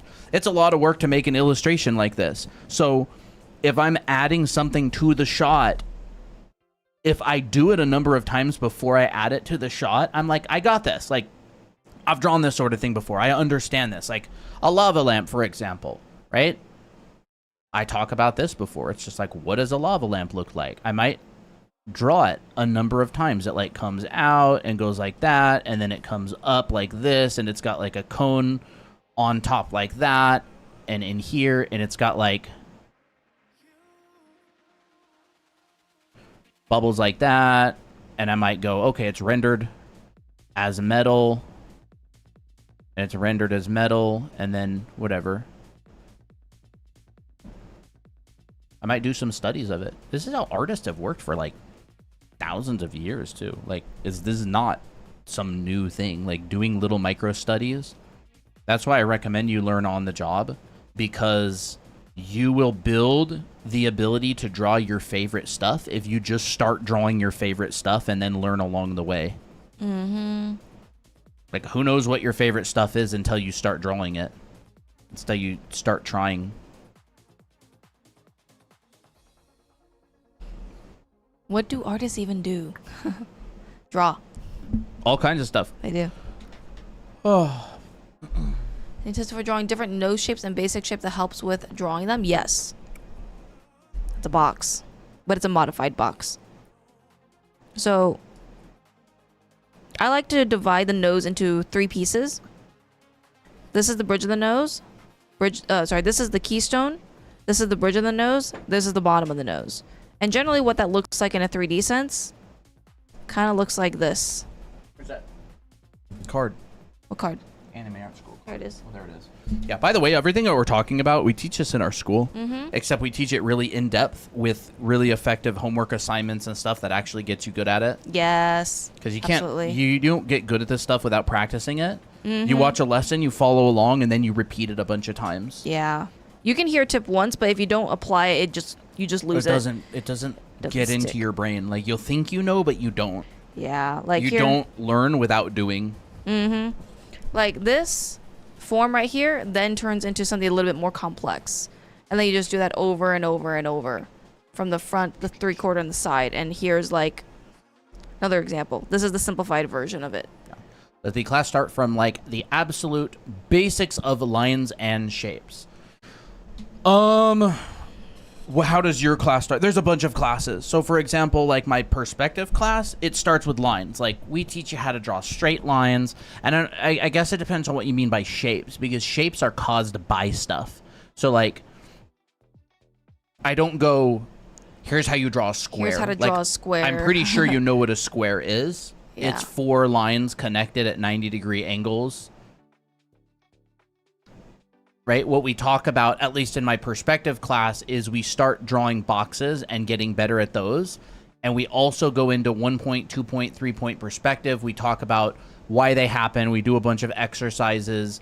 Christina's class, you start drawing heads and faces and breaking them down into very, very, very simple forms like this. We hit the ground running. It's like a college class. Like, I've been to a bunch of schools in my life and taken a bunch of art classes, ones that take people from absolute beginner all the way to a professional level. And they will generally have you start by doing exercises. You won't, like, fill pages with circles. Like, you're going to fill pages worth of circles just by drawing a bunch of heads. Exactly. And you get better at it over time. So, but it does start from if you're an absolute beginner. Like, this is how I learned when I was a beginner. It's how Christina learned when she was a beginner. It's how a lot of my friends learned when they were beginners. Yeah, and You meant boxes and falling. Oh, yeah, no worries. Like, insanely starts off with the basics. Like, I mean, like, when I'm drawing the heads, I'm not having you draw, like, detailed eyes in the beginning. I'm having you draw, like, spheres, center line, you chop it off, like, really basic. I mean, this is also kind of difficult, you know, but if you don't understand, like, dimensional drawing, but, like, you have to start somewhere. you will get so just try your best. better at dimensional drawing and form drawing as you do it a lot and you do the exercises. Yep. And yeah, that's cool. Like, I'm glad to hear that. Yeah. But a lot of people will come in and they'll think they just need to draw, like, a bunch of triangles. So they'll be like, I've been drawing shapes, and they literally mean they have, like, 5 sketchbook pages full of, like, triangles. Right. Like, actual triangles. And they're like, why can't I draw a head? Why haven't I gotten better at drawing heads? And their page will look like this. They'll have, like, a sketchbook page and it's like this. Yep.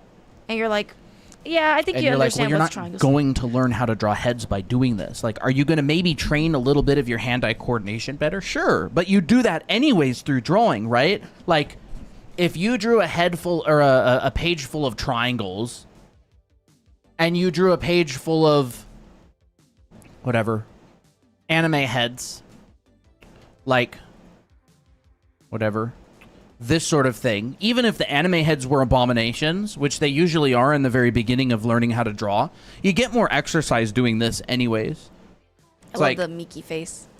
I find that a lot of the time. This one. No, the one with the wig. Oh, that one. Yeah. A lot of the time, beginners want to start at something they can do successfully, but when it comes to drawing, when you're an absolute beginner, you don't really have anything you can do successfully yet, and that's fine. Like, that's just the drawing process. It's just how you learn how to draw. Like, people will start and they can't draw a straight line, and that's fine. Like, drawing a straight line is not easy, right? It's like, if you can't draw a straight line, you practice drawing a bunch of unstraight lines, and eventually they'll become straighter over time. Ooh. Like, you know, How did you used to draw straight lines before the ghosting stuff? I don't know. See, if I use my straight line tool next to it, it's a pretty straight line. Like, freehand straight line versus a straight line tool. It's because I've been drawing straight lines for over 10 years. It's not because I drew a bunch of pages with straight lines. It's because, like, I've drawn so many straight lines over the course of doing everything. So, like, my advice for drawing is to keep it fun, jump in, and don't put too much pressure on yourself. Mm-hmm. So important. Yeah, like,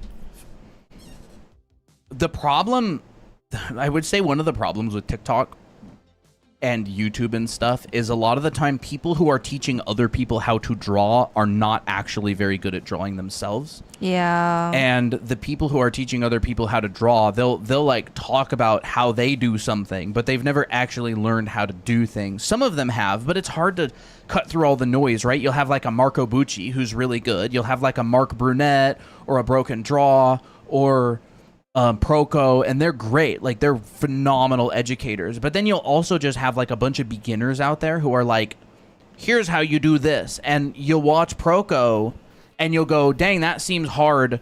I'm going to go with this tutorial. And you fill a page with triangles. Yeah. It's like the first step to learning how to draw is just hard. Yeah. Step one is hard. I also think some people think that they should only do like the easiest things before moving on to more difficult things. Like, they can't handle like more difficult Should things. I master circles before drawing heads? It's like, not at all. No, just jump in. Drawing is not flying a jet where Right. if you do something wrong, you crash and blow up. Very true. Drawing has a very, very, very little risk other than mentally sabotaging yourself. Yeah. So, like, giving yourself permission to experiment and fail and try whatever is like one of the biggest things that I can say. That's why art classes tend to work so well, is because the teacher assigns you work to do and you just do it without all of the internal monologue and thinking and self-sabotage and stuff. The teacher told me to draw 50 boxes and they said they'll probably be wrong, so now I have permission to fail and I'm going to draw 50 boxes. Mm-hmm. And then that's awesome. Wow. Like, works good. Are screen tablets or non-screen tablets better? It's totally up to you. Totally up to you. It's totally up to you. I missed perspective class. Oh. Awesome. Hey, Ardenum. You look like a chipmunk right now. Who? You should draw yourself as a chipmunk. A chipmunk? Is that the wisdom tooth thing?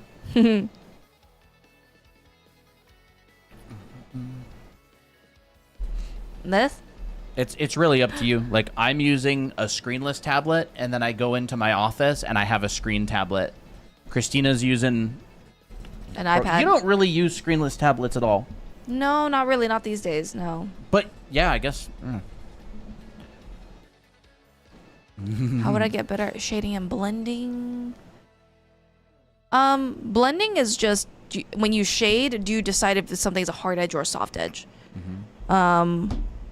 If your shading doesn't look very clear and it kind of looks like this, then it's because you don't really understand light and shadow and how that works, and also light, like soft and hard edges. So it's like it's a multi-layered thing. I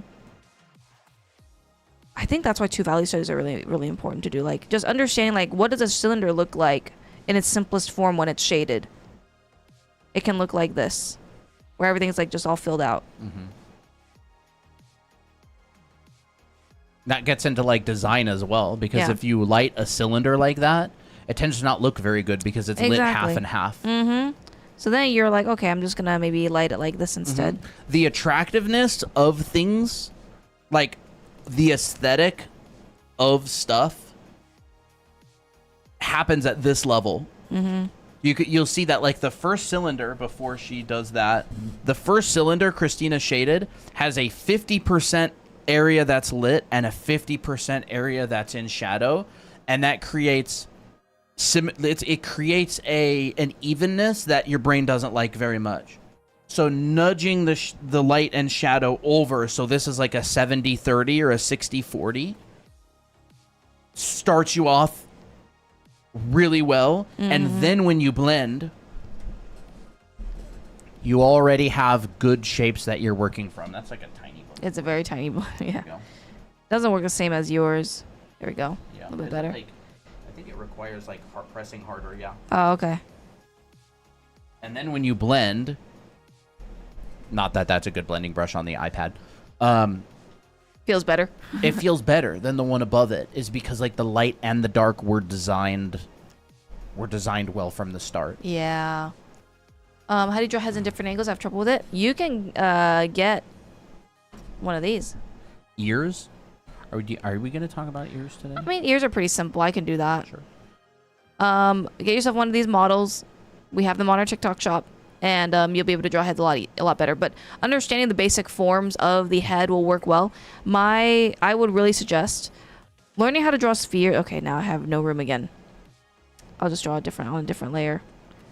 You can expand Yeah, I've already expanded Yeah, I can just expand again. Why not? down. True. Oop. One exercise that you can do is draw a sphere and just draw them at different angles. So what that means is, okay, draw a vertical. Ears? Or No, what? oh, spheres. Spheres. No, I'm saying, what are you showing right now? Heads in different angles. Oh, heads in different angles. Yeah. So here's a sphere. We're looking up at it. And we're kind of looking at it from the side because the center line is over here. And then you can attach a neck, which is a cylinder, and add in some like simple features like eyes and a mouth on this sphere. And then try to do the same thing, like maybe going downward. So like, what does a downward facing sphere look like? Well, I can definitely see the center line going this way, and my wrapping lines will be going downwards. Like this. Eyes are here. Mouth is more foreshortened. Here's my neck. It is now underneath of my sphere. And then so what happens is when you learn the basic head planes, you can use that to your advantage. So like if I want to draw a head, looking down, start off with the sphere. Here's my center line. Here's my chin. It gets lower and more squished. Here's a side of my head. Goes down in perspective. This comes out, which is my nose. Here's my eyes. I know I'm going a little bit fast here, but like this is generally how I would think about it, right? I'm using this concept, but on here with something that's more complex. No, it's an iPad Pro 13-inch. Mm-hmm. And then the neck will be the same as just add a cylinder on the bottom. And I have a really large cranium, so I can always just like dial it down. Be like, okay, make it a little bit smaller. Yeah. Ears, random lines. Okay, I'll just give one ear tutorial, and then I don't know what we'll do next. But ears, there's simple ways to do it. It's a disc, right? It's not just a flat shape. It's kind of like a little pasta. You know those orecchiette, whatever pastas that kind of look like little ears? Not even slightly. They just look like a little mound. So now with a we have to little go to dimple on it. culinary school? It's like a mound with a dimple in it, like a red blood cell. Yes. It's like a red blood cell. Yes. That's funny. It's a red blood cell, but it's more complicated than that. You get something that's more of like a little Dang, dude. keychain. So carabiners as well, engineering. I don't know, the tools, I guess. So anyways, you can use either one of these analogies, I guess. But here, I think that this one is much easier to get into. And then you make it more like a D shape. So you transform from a oval to something that's more slanted, and it's more like the letter D. And then this is where you can fill in your inner details. So you have only a few components to think about. You have your helix, which is just the outer rim of your ear. And this kind of fades out. You have this little piece called your tragus. I don't know what it does, but it just is just there. It's kind of sticky. A little handle. Little handle, yeah. Here's your earlobe where you can put your earrings. And then this part is the hardest part. This is called the antihelix. And it's just a little Y. It's just a little Y. Like a little It's a little Y that spirals down into the ear canal. Kind of like that. And it looks like that. There you go. You got an ear. And I'll notice that antihelix will poke out. Yes, it will. It will. It will kind of go like... It'll kind of overlap this area right here.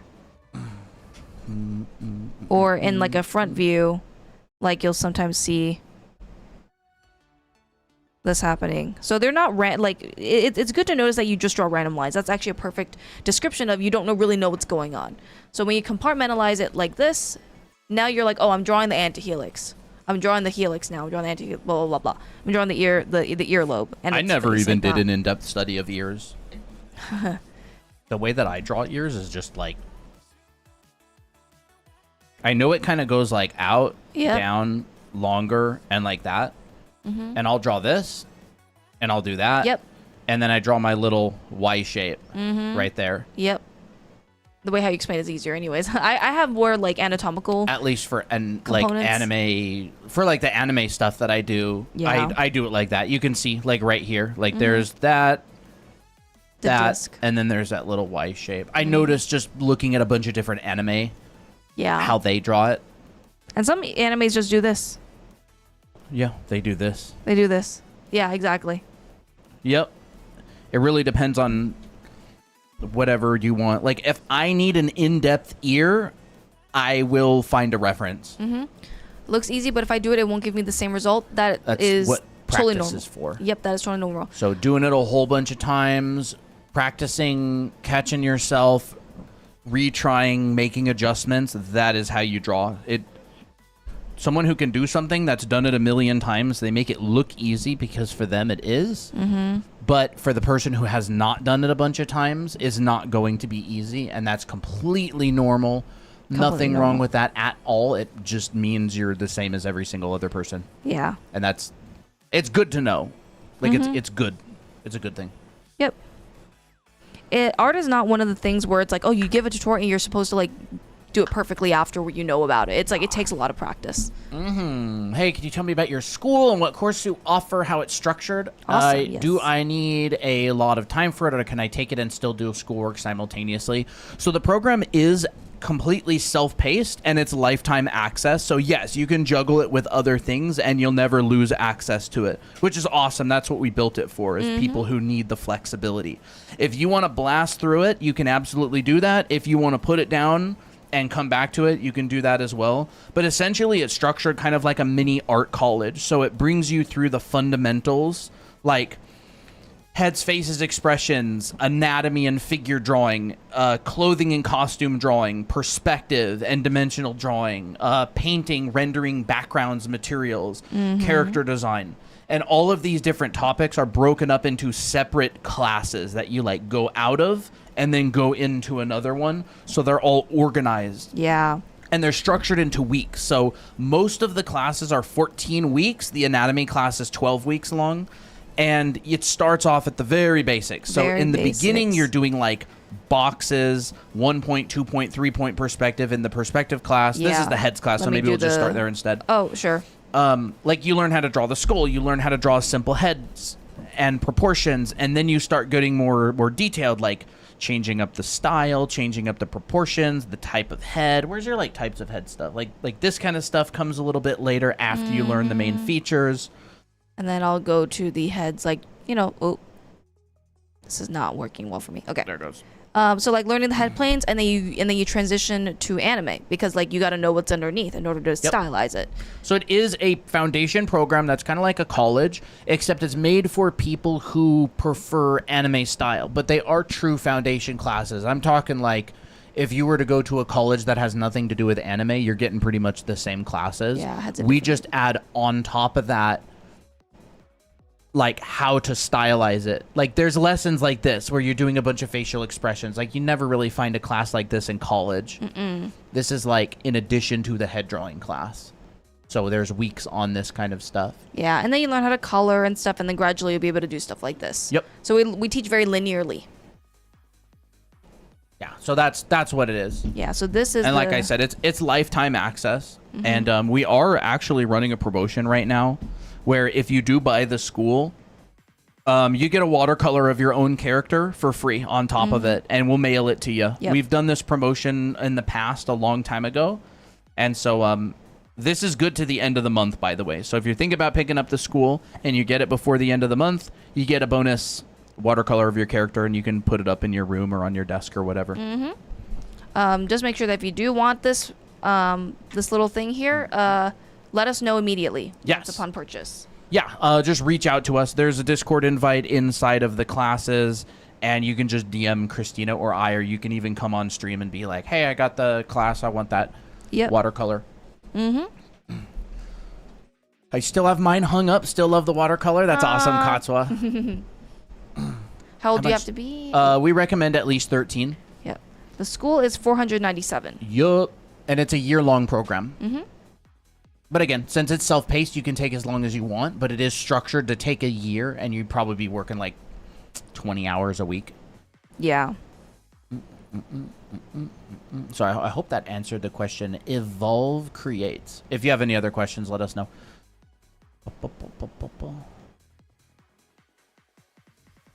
What? Yeah, Katsua. What character did you get again?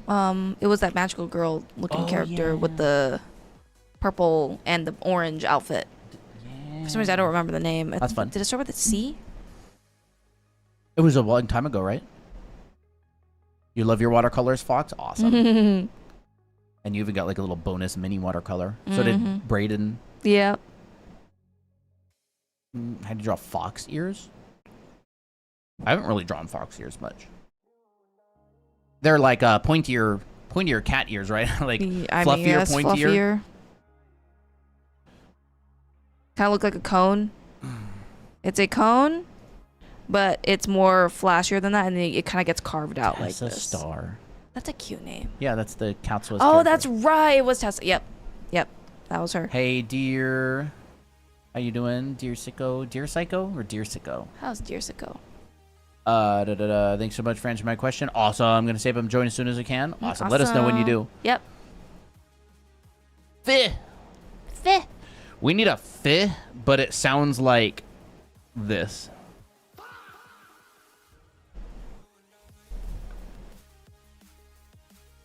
Time is it 7? Yep. We can wrap up if you want. That's up to you. I drew Killua on during the Roblox stream yesterday. I was thinking, oh, this is gonna open up the floodgates. I was thinking I'll do some characters from anime. Maybe I'll do like 100 of them. Maybe I'll do like 526 to 600 or 625 as like existing anime characters that I study. And I did Killua a little bit. This one, these two were kind of from reference, and then this one was from memory right after. It's pretty accurate. This one I think turned out pretty well. I like this one. But I have not done specific anime characters yet. I did like Abby and that. Crap, I need to do more Abby. More Abby. You need to continue doing some race studies if you want. So hold up. Let's say that I design a character, right? And then someone buys that character and they turn that character into a real character in an anime. And then if I draw that character again, is that now considered fan art or is it considered canon art? The school is $497 US. Yep. 497, and it comes with a free watercolor commission right now until the end of the month, which is like literally like a $250 value. Like it would cost you about that much to commission one, which she doesn't even do watercolor commissions, so it's actually you can't even get one if you wanted it. Yep. Canon art, you designed it, but what if I don't actually work on the show? What if they fired me? They hate me and they want me to die, and so they're just like, get out of here. Would it be fan art or would it still be canon art? So if I drew the character pregnant in spite, would that actually be canonical pregnancy? What? That's a real question. You made it? Fandom will just fight forever over it. These are the important questions. Done, subscribe. Huh? Is that your first interaction with us, is hearing that question? Okay, how about this one, right? Say I take like my brother or something, right? And I draw him, and then someone's like, "Hey, I really like that character. Can I put them in my anime?" And I say, "Yeah, sure." License it. Yeah, sure. Like, buy the character, give me $50,000. I get my brother's permission. It's like, okay, yeah. And then in the show, they make him pregnant. Would that be canon? Alien, like aliens or something, right? There. Are you happy now? You just like... I don't know. I guess. I don't know, a real question, you know? Canon, joint custody. I partially own a virtual canonical version of my brother. Hopefully he's not watching stream right now. I don't think he really watches. He says occasionally our stream will come up on TikTok and he'll watch it for like a minute. So in that like 0.01% chance he's watching right now, it's for science. It's a scientific question. What is that called? Oh, no, I'm not going to say it. Reminds me of Quan Mills. Yeah, those hats that always come up. Quan Mills. And he doesn't use AI either, dude. It's so funny, He really? just straight up writes it. Oh, I thought he meant like he uses AI for the covers. Oh, he did, but It's I don't funny. think he does anymore. I Oh, don't okay. remember. I haven't seen his stuff come up in a while. I think I think that one's really funny. It's like, yeah, you can't draw, but like here's a hypothetical idea that like gives visual information to the Philosophical viewers. questions. Yeah. It's me again. International best-selling author Quan Mills. And you can never see his ears in the video. His like ears, like the side of his head is so wide that like you can't see his ears. Y'all ever see that guy on TikTok who has like the really square head? And he just leans into it. He's like made it his whole kind of like personality.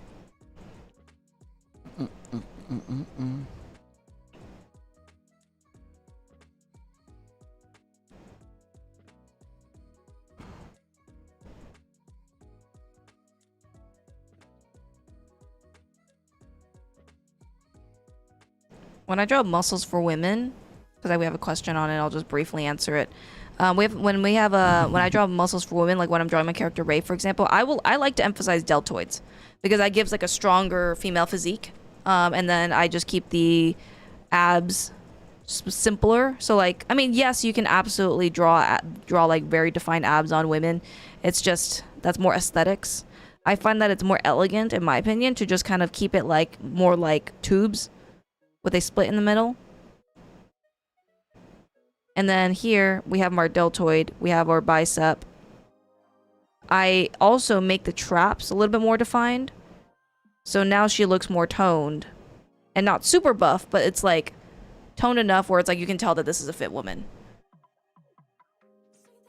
I kind of think of it like very masculine, 100% masculine, 100% feminine, which is like curves, barely any muscle at all. And I try to go kind of like maybe in the middle.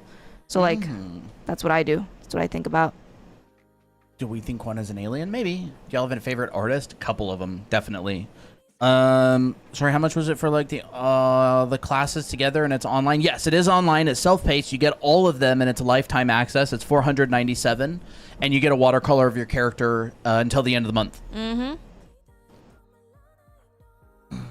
And it's on our site, so it's gonna be the yellow button here, and there's a page. You'll see it, and there's like student work.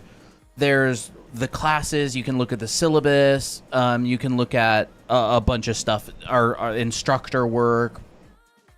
It's a whole thing. There's like a lot to read if you're interested. There's a frequently asked questions.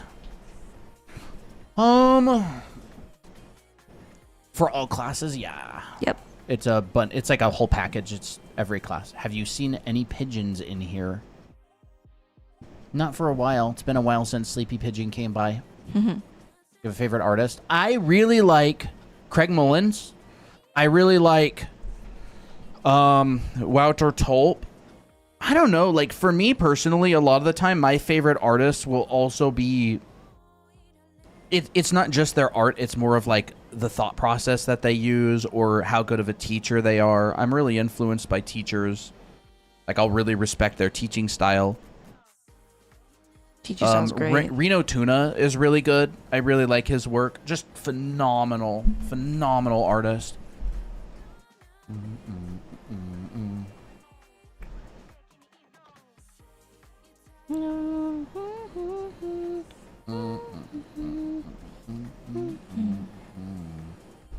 Reno Tuna is just very good. I feel like he's like just a very well-rounded artist. Yeah. Oh yeah, for sure. It'll be around in years, Lou. Can you show that image again with the blonde hair? Oh, the watercolor. Yep. I'll just show this card. Did you do this one live? I did, I think. Yeah, I did. We need to do some watercolors. Someone needs to get it so we can do some watercolors on stream live because those are really fun streams. So yes, if you do get our anime arts going, you are thinking about it. We are holding a watercolor promotion. Yep. Of your OC. This would be your This would be your OC. character. And Like, you'd be sent it to you. Yeah. you would physically get this in the mail and put it up on your wall or on your desk or something. Yeah. Watercolor my OC. Fox for you, $700,000. And once again, if you do get it and you want the watercolor, just let us know. DM us on TikTok or Discord or whatever, and then say, hey, I got it. And because this is only valid until the 31st. If you text us, like, I don't know, like a month later, like, we won't do it. So, yeah. What does Steel Fox says? It is a steal. Look at Drew Ray with a toned body.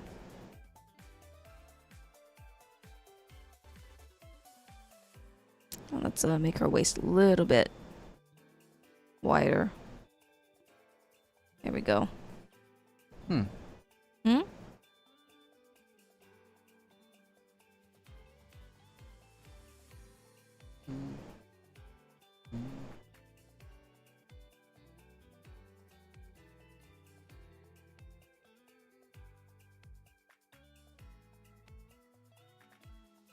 There we go. Now she doesn't look so awkward anymore. You drew yourself as a chipmunk.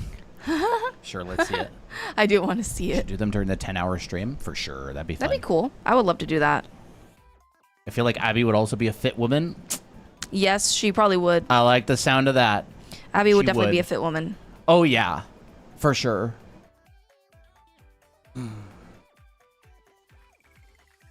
Ray. Huh? Oh, yeah. Where is it? Just for you, Lau. Ardenum. Too bad Nana's missing it. Is it an art share? Oh, there you are. That's Oh, great. that's so funny. That is funny. That's cute. I love it. Chikawa aesthetic or something. I'm planning on making my own indie animation when I learn how to render and animate. Awesome. That's awesome. Good Oh luck. yes. Okay, I'll do a Maya doodle for you. In fact, I'll just replace this one with Maya. I have to remember what she looks like. Oh, okay, I do.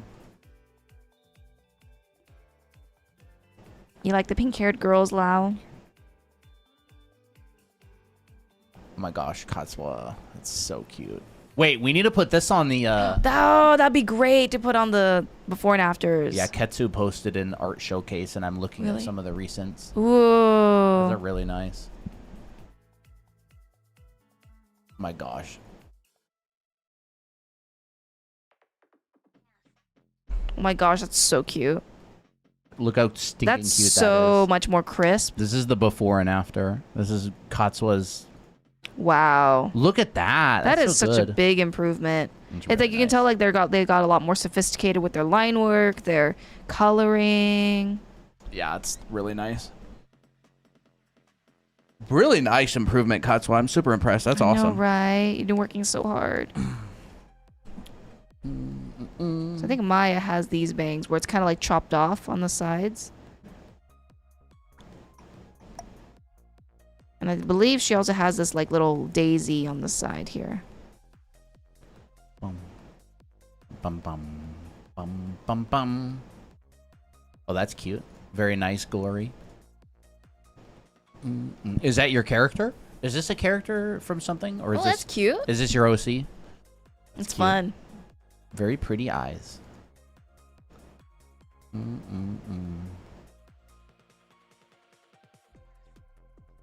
Yeah, we are doing a 10-hour long live stream this Wednesday, by the way. That's 2 days from now. If you want something to do, mark your calendars, set your alarms. We will be live the whole day. Yes. Starting 11 a.m. Pacific on Wednesday, the year of our Miki 2026, July 29th. Yep. And we're going to be doing a bunch of OC drawing. You can get your characters drawn for free on stream. We'll be doing Roblox, Draw Me. We'll be doing lessons. We'll be having an art challenge where you can design your own character and post it. And we'll be doing a big show at the end of stream where we go live and show everybody's artworks that they made during the stream. It's going to be a character design challenge. Really fun. Our last 10-hour long live stream, I made this for the challenge with Kermit, I guess. Cyberpunk Kermit or something. And we had a good time. It was That fun. was fun. It's going to be happening the day after tomorrow. Carrie says, OMG, I love the backgrounds on your website. Yeah, Colton's really good in drawing backgrounds. Like, bruh. I'll just show it again because it's so awesome. Yeah, I did background art professionally for a long time. Like, that was kind of my main thing that I did. I would say I mostly did props. And it was like 60% props, 40% backgrounds. But then I also worked as a costume designer for like a year. I got hired to do props, and they ran out of props. Rip. And so then they put me on costume design, like suit design for sci-fi suits, and I did that for like almost a year. You got some suit practice. Maybe that's exactly how it should be. Mystery prompt release 2, yes, on Wednesday. Bro, I'm gonna miss like all of stream. No. Or you could miss all of the other thing. And go and be here the entire stream. Maya, so cute. Hyped. So Oh, cute. yeah. Here we go. That's the... How'd I you skip football? Colin's sick. I'm kidding. I've had people say that Maya looks like Fluttershy, and I don't... And I honestly, I can see it. I can see it. You have class the whole day on Wednesday. Rip. Yeah, it's called Anime... Draw Anime Academy 10-hour class. Let's go. Am I right? Who's going to be here the whole stream on Wednesday? You? Me. You? I'm pointing at you. Can we change Wednesday to weekend day? No.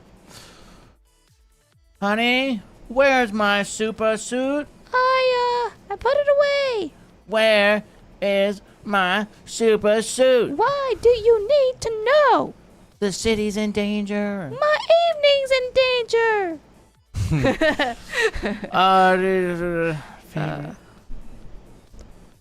Is the DC only for those who buy the art course? No, there is a special section in the Discord for the students, but the vast majority of the Discord server is completely free, and you can join.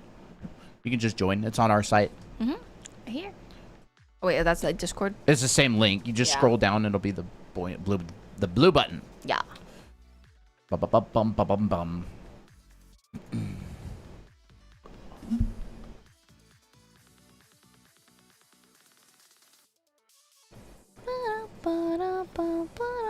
Maya's stinking cute. I know, right? It's just like it's one.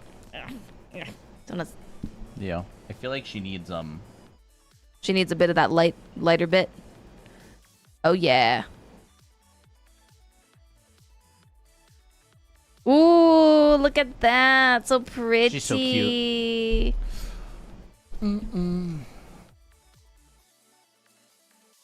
How'd you turn a circle into a head? I actually have a video called How to Draw Heads in 15 Minutes. Draw Anime Academy on YouTube. That's how I would turn circles into heads. That's literally what I did. Have you taught in schools? We have a school, We have a but school. no, I turned down offers to teach in schools because I like teaching my own way and my own thing. Taught for years though, a lot of students one-on-one. We taught a bunch of live classes on Zoom. We have, No, haven't we? I wouldn't teach in a school, even if they wanted me to.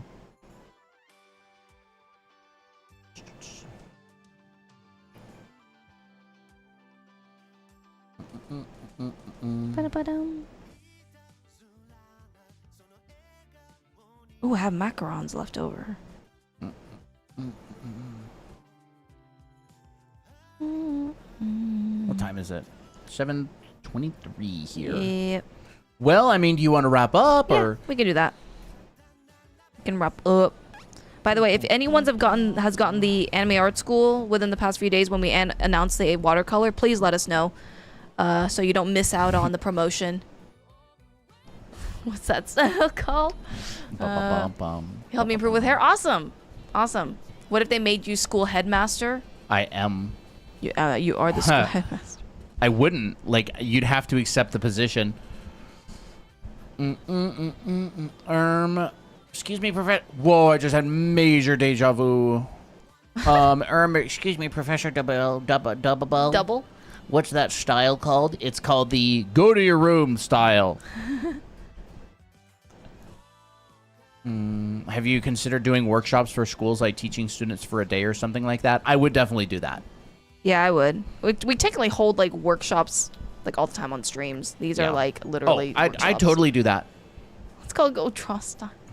Professor Double. Double. It's called go draw style, detention style. Can't wait to reach the perspective course. Making drawings feel like they have real depth and space is one of the things that inspired me to chase this. Awesome. Well, dear Circle, you can technically start it if you want. Like, it would be great. It would actually help your work in the future classes. So if you want to take that one first, absolutely go ahead. Yeah, It's you really, can, really good. You can start the perspective class whenever you want because it's pretty much a standalone class. Like the painting class comes after the perspective class, but the perspective class you can kind of start it whenever you want because it's standalone. And we built it that way because a lot of people will take anime art school and they'll actually want to start with perspective, and so we built it that built it that way. Glad I at least got the news. Do you have a method of drawing knees? I'm not good at drawing knees. I'm gonna be honest. I'm okay at drawing knees. I would say I'm okay at drawing simple knees. What the heck? I need to merge all this. What I do is I will imagine cylinder. In between is a bump that kind of looks like a shield or like an extra box like this. And then what you do here is you imply it. Yeah. No, I have no idea. E, you're best Googling that. It's like a tech issue. I don't know what you draw on. I don't know your software that you're using. Like, all of those questions would be super important. That's nice. There's a knee. Yeah, and a lot of the time knees. I'm gonna embarrass myself trying to draw a knee. No, you're fine. You're gonna be fine. A lot of the time, like, you've got a thigh, right? And it's like that, and you got this. Like, this will go down like over here, and this will go Yeah. like that, right? With like a leg. Yep. And I'll notice that, like, you'll have it'll kind of go like this, and then you can draw like a little line like that. There's like That's different good. ways to break it down. You can do like this. It's like patella. There's like a pad underneath, and then there's like this tendon kind of right here. I feel like a bunch of people will break it down like that. And this is like a group of muscles right here. And a lot of people will also add like a second little thing right there. Right? your Sartorius will come over from that side. I'm not really a knee artist. Me neither. Like I've been meaning to Neither. Me neither. I was under the impression that it'd be best to follow the curriculum and stay in order. This is the exception. Yeah. You can start the perspective class whenever you want, but the curriculum's built for you to take the perspective class later. Like the thing is that most people want to get good at drawing characters and almost exclusively characters. And so that's why we load up the figure drawing, clothing drawing. Like it's all form drawing, right? Like perspective, like you can't draw characters without perspective. You can't draw heads without perspective. So you're kind of practicing perspective a lot already in the school without even knowing it. It's just, if you want to actually take the dimensional drawing class, you can do that. Like you can start when you want. It does not have a prerequisite. Because you gotta have some order to the classes. Heads, faces, and expressions is great because you get some wins early on. Most people just want to get better at drawing the anime style, and it's like very broad, right? It's like heads, faces, hairstyles, Fun different types stuff. of eyes, a lot of fun stuff. It goes over some color theory. You learn perspective because you're drawing heads at different angles. It's like a very good, well-rounded class to get you started. Then there's the anatomy class, and that one's like your veggies, right? Which is like you learn the proportions of the body, you learn a system for breaking it down, you learn the muscles. You go into the costume drawing class, which is like, now that you can draw a bunch of naked people, you're like, well, I don't want to draw naked people, I want to draw people with clothes on. So you go and you learn how to put clothes on them. Wait, how much is it? It is $497. And we are doing a limited time promotion where if you get it, you get a watercolor of your OC done. This will be valid until the 31st. Yeah. And you get it sent to you. Yeah. By the way, we've been thinking about making classes that are like called like crash course classes that are like short and to the point and relatively like not very expensive. Would you be interested in that? Like perspective crash course. It wouldn't be like a full start to finish thing that's like everything you need to know, but it's like it'll get you started on the right track. It'll give you good exercises that you can practice. That'd be To great. help get better. Like things you could practice for a long time, but the class itself would probably only be like a couple hours.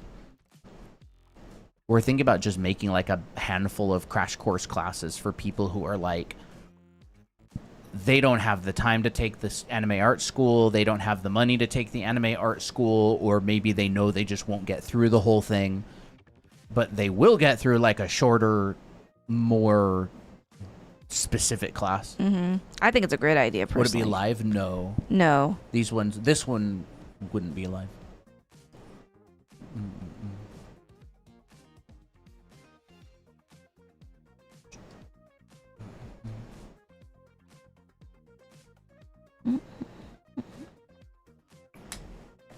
I'd be into it. Awesome. There's a lot of people that said they would be interested. Like people searching just for one thing they need to learn. Yeah. Kind of like a specific class.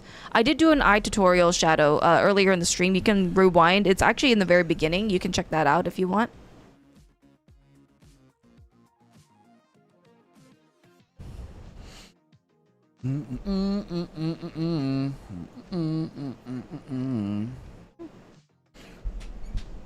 Do you offer anything more advanced after the foundational classes for artists who are looking to go pro? The foundational classes are all the way up into the professional level. So it is the stuff. Like they actually are very advanced. Like I talk about, at least in my painting class, I talk about value grouping. I talk about shape design. I talk about like shape design and appeal. I talk about color theory, composition, like really, really advanced stuff. I actually have a section in my class called advanced painting techniques or something like that, and it goes all the way pro. Like otherwise you'd probably be best taking like a mentorship or something if you want to get to a professional level to get like specific feedback on your work or whatever. But like I teach the stuff that I did and learned working professionally for years. Like there's a lot of good stuff in there.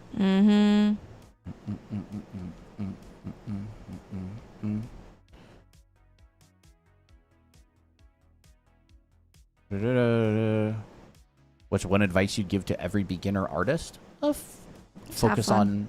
Focus on having fun. Yep. Focus on having fun, and when you're ready, the fundamentals, learn the fundamentals will be there. Yeah. I'm not the best at 3/4 heads. I struggle with the part where you can see the cheek. I think my videos, heads in 15 minutes video might help with that. I don't know if I want to cover today, unless you want to cover it, Colton. I mean, for me, like, you mean like this kind of thing, right? That cheek curve. Like that cheek curve right there.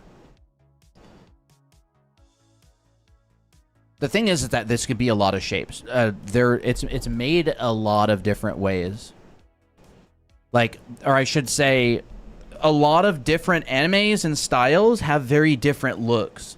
But what it essentially is it's based on, like, it's this. It's that curve. It's like this curve right here. And this comes inwards. It's like a tilted plane like this, and you get this. So what I like to do is what? That was weird. It's like, no. Go back. What I like to do is I'm thinking dimensionally, right? So I'm looking at this head from this angle, and I'll pull down a line, right? And we could do whatever, something like this for that, right? So this comes off, and it's like that. Some people will even simplify it like this, that I've seen. And so you'll see that, like, here you get this double bump, right? Like the brow ridge, and then this. I would practice it a lot of times, but think about it in 3D. So, like, one way that you can do it is you could literally just come straight down. Like, you don't even have to add that bump there. Like, you could add, like, people do this. Yep. People do that.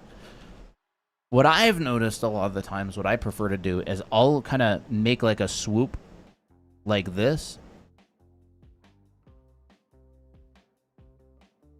and do that.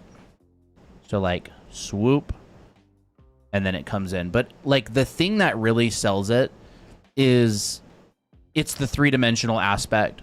Drawing the 2D shape, like, people can tell when you don't know the three-dimensional form of it. Right? It's like the stuff that I was talking about earlier. Where is that? Oh, it's no. Here it is. Like this kind of stuff that I was talking about earlier. Like, if you're just drawing shapes, like if you just try to draw this but not think about the form but only draw the shapes, like, okay, I got that, and this one kind of looks like this, and this one kind of looks like that. You know what I mean? Like, because it's coming from a place of, like, a lack of understanding. Anime, like, I don't think of an anime head any differently than this bicycle seat. And I'm not even kidding. Like, I'm dead serious. Like, I think of an anime head the same way as I think of this bicycle seat. It is a three-dimensional form. This is a sphere, right? This comes down. So this would be in, like, a front view. Cheeks. Right? Sphere. In a 3/4 view, I'm like, this is a sphere. Here's the cross section of that sphere. Right? Mm-hmm. It's an ellipse. Yep. Dear Sicko says, seriously, not to overpraise, but the amount of content in the school is incredible for the price. Feels like a steal. That's awesome. That's awesome. That's how we wanted to make it. Yeah. I feel like one of the most difficult things is expressing just how much stuff is actually in the school. I'm talking, like, you will get programs with literally less than 1/10 the content for, like, $2,000. It is so much stuff in the school. Like, we just have a difficult time explaining actually how much is in there. Yeah. It's like literally an entire college. It's Most people, it will take multiple years to get through. Yeah. I mean, it's like multiple full 14-week, most of them, 14-week college classes. It's like, it's not just a simple, like few tutorials on how to draw heads. It's like if you were to go to college to take a head drawing class, like this is how I would teach like anime drawing, like anime heads. It's kind of like that. So I think of like this, right? And then of course,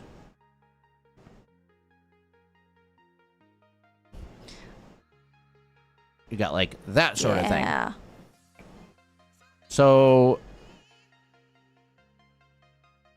it's really just practicing and understanding. That's also one of the reasons that we built these, is because this proves to you in person like what the form of the head actually is. Like this is a 3-dimensional model that I'm actually holding in my hand, and if I turn the head, you can see there's the cheek, right? If I turn the head, there's that bump. There's that bit that comes out. You got the mask of the face, and you got the bump. It's literally this. Yep. There it is. It is literally this. And so thinking about this in terms of this is a 3-dimensional volume. Here's the side of the head. Here's the front. Right? Obviously, if it's like the anime girl, it would probably be more like... Larger cranium, probably. Yeah, like a larger cranium. To be eligible for the OC watercolor, do you just need to buy the Anime Art School? And is it a problem if the character drawing isn't colored? Yes, if you get Anime Art School until the 31st of July, you are eligible for the watercolor. You just got to let us know that you want it. Yeah. And if the character isn't colored, that's okay. You can just let me know, like, oh, like, what is it? Dark blue? Is it like, is the hair color dark blue? Is it, or if you want me to just do a black and white, you can let me know. Describe what it is. Yeah, you can describe what it is. But we just started this promotion, so it has Yeah. to be during the promotion. Yeah. Otherwise, what ends up happening is someone who bought the school like 3 months ago Yeah. will ask about it. And someone who buys the school, and then they message us in 6 months, and they're like, "Hey, can I get my watercolor?" Yeah. There's some parameters, right? So, as long as you get it before the end of the month, and you let us know, like, you can start the process. Yep. You have to start the process of getting your watercolor. Like, hey, I want my watercolor, and then we're like, oh, okay. Like, we've done like 20, 30 watercolors for people. Like, this isn't the first time we ran this promotion. Yeah. And we're very fair. Like, Yeah. we're not trying to like cheat or scam anybody. No, like, we we're want- very fair. If you get the school knowing about the watercolor promotion and you get it before the end of the month, just let us know, Yeah. and we'll be like, yeah, we'll Don't be hook you up. scared. I would love to draw your OC. Like, I love doing this kind of Yeah. stuff. Like, don't be scared. You're not bothering anybody. Yeah, like it's like one of our favorite promotions to run because Christina likes drawing people's characters. I do. There, like, I just watched drawing heads on YouTube, and it's honestly really helpful. That is so good. I'm so glad you did that. Good job. Get yourself like- some ice cream. this is awesome work. That's how I think about the heads. Like, I think about this bump as it's 3-dimensional. It's not 2-dimensional.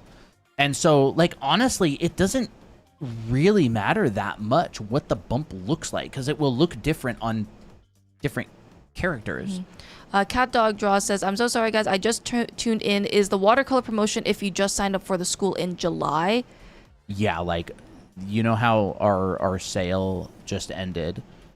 The discount sale ended like a week or two ago. The watercolor promotion we started like a couple days ago. Yeah.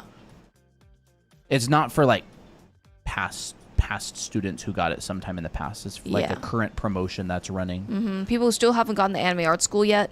Yeah. And when they get it, this promotion is the watercolor. Yep.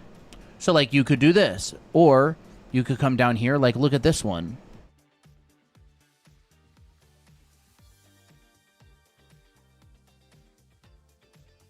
So if people got like the discount, then the watercolor wouldn't really be that wouldn't be the promotion.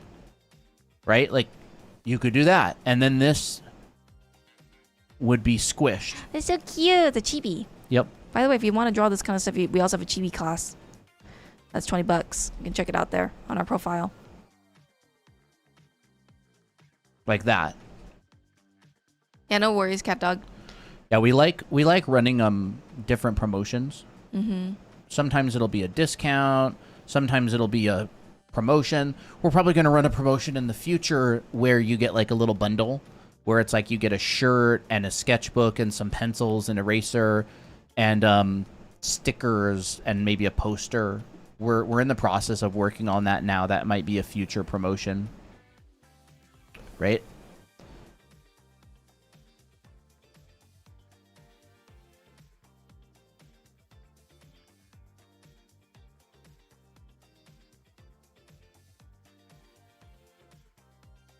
Very long.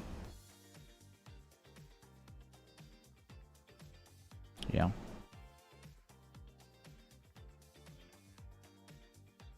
See what I mean? Like, it's not a specific shape. It could be any of these. It's more about the form. Baba Spooky says, what if promotion with heads included? We were thinking about that as well. Mm-hmm. We're thinking about putting that into like the goodie bag or something. The box. Yeah, we're cooking up a lot of stuff. We got a lot of cool plans. Handsome Squidward. Yeah, it kind of does look like a handsome Squidward type head. Like, you know, like this sort of thing. And then it's like, oh, the nose. So it's not like, oh, what shape should it be? It's like, well, it depends on the form, right? It's like, what shape should this bicycle seat be? It's like, well, it depends on the form, right? It could be like,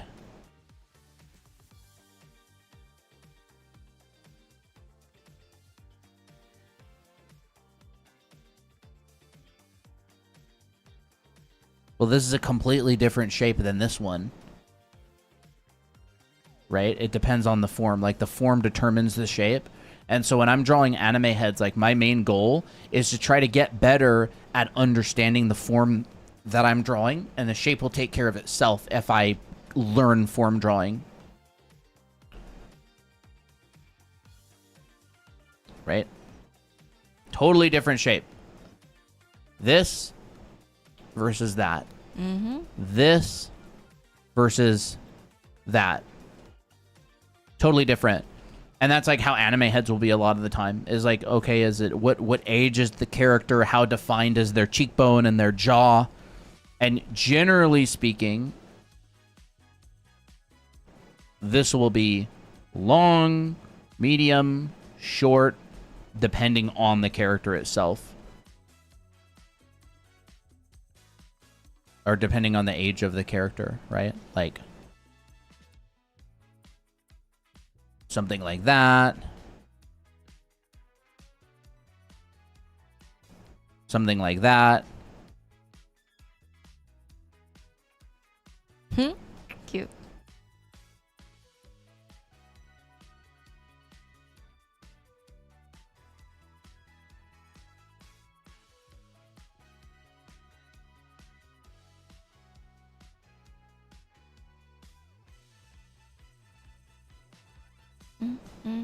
Is Clip Studio, can setting streamline brush like on Procreate? I don't know. I'm not sure. Right. The length will differ so much. Does your art class teach this? Yes. Oh, it does. yeah.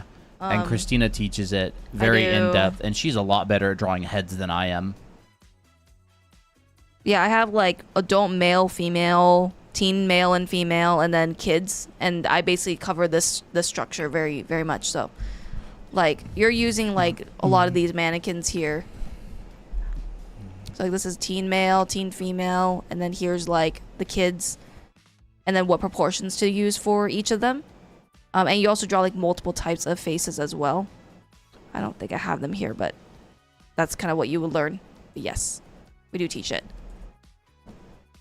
I love teaching this kind of stuff. Do this It's so promo fun. every year? Not necessarily. Sometimes we'll do a promo and we'll never bring it back.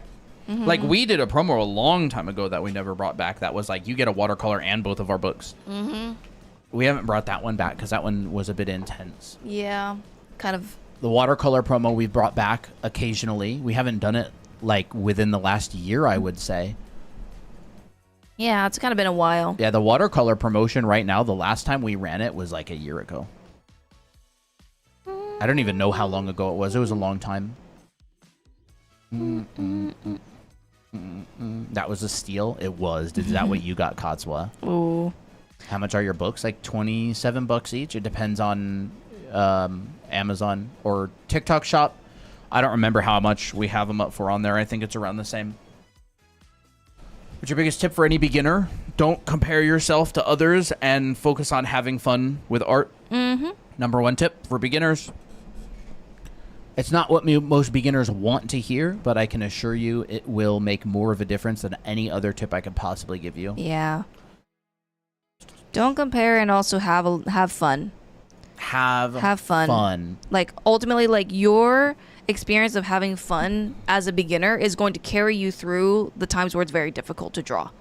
Because like you will take on those memories and be like, oh my gosh, I so enjoyed drawing. I want to have that feeling back, and you have something to grasp up. If all your drawing experience is just like negativity and like, oh my gosh, I feel so unmotivated, I have no idea how to enjoy art, like then you need to fix that relationship. Dude, yeah, such a big deal. There's no single tip I could give you that will make you improve super mega ultra fast other than putting in a bunch of hours and having a blast. Yep. And being really, really interested in what you're learning and trying. Like loving art so much that you're just obsessed with, you know, getting up in the morning and drawing. Like that's like so good.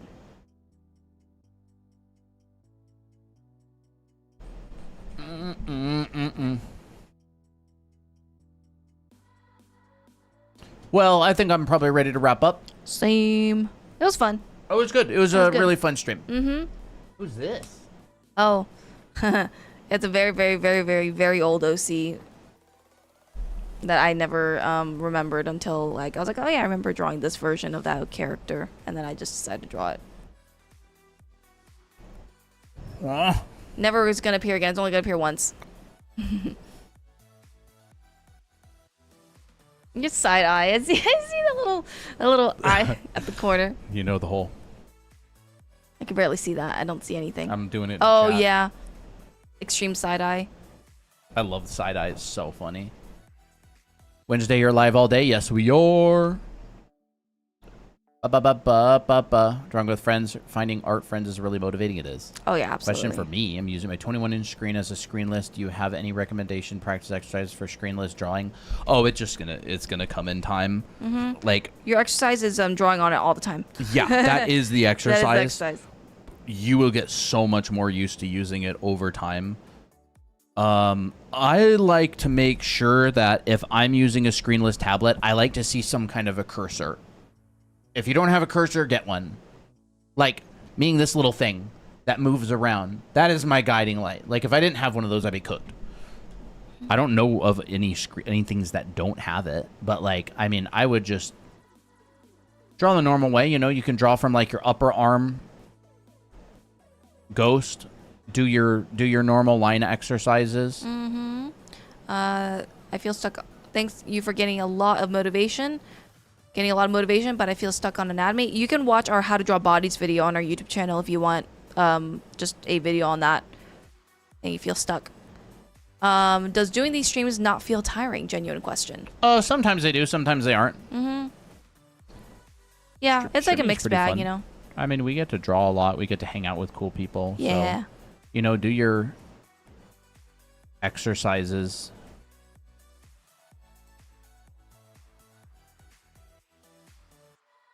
But honestly, it just comes from drawing a lot. Like, do 1,000 heads or like 100 heads with the tablet that you want to get better at. I remember the first time I drew on a digital tablet, I was like, this feels weird, but I guess that's just how it's supposed to feel, so I'm just going to keep on doing it. Yeah. It's like, you don't really think about... When I was a kid, I just went dumb mode and be like, I'm just going to keep doing it until I feel more comfortable. Yeah. I would just do a lot of practice, a lot of exercises, try stuff. Your body can adapt. It adapts quicker than you think. Yeah, it's going to be directly correlated with the amount of hours that you put in.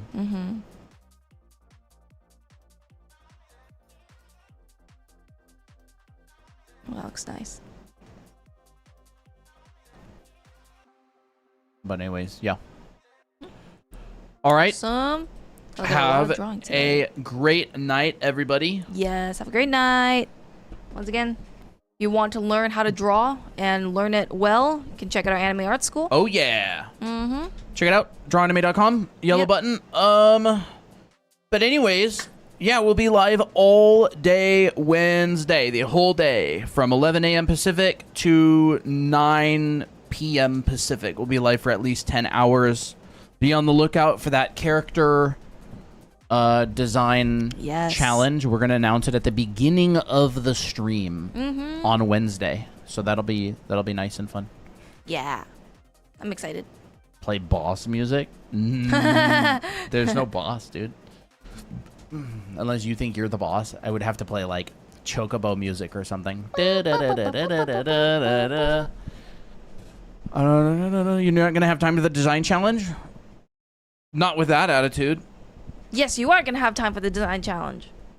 Design a football playing king in space. We do have boss music though.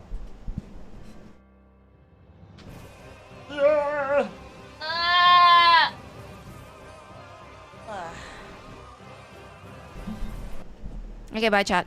Crazy. All right. Good night, everybody. Have a good one. Meow meow meow meow. Where's meow meow meow meow meow meow meow meow? Where the heck is meow meow, dude? Meow meow. There it is. We'll see you all Wednesday, maybe tomorrow, but probably Wednesday. Mm-hmm.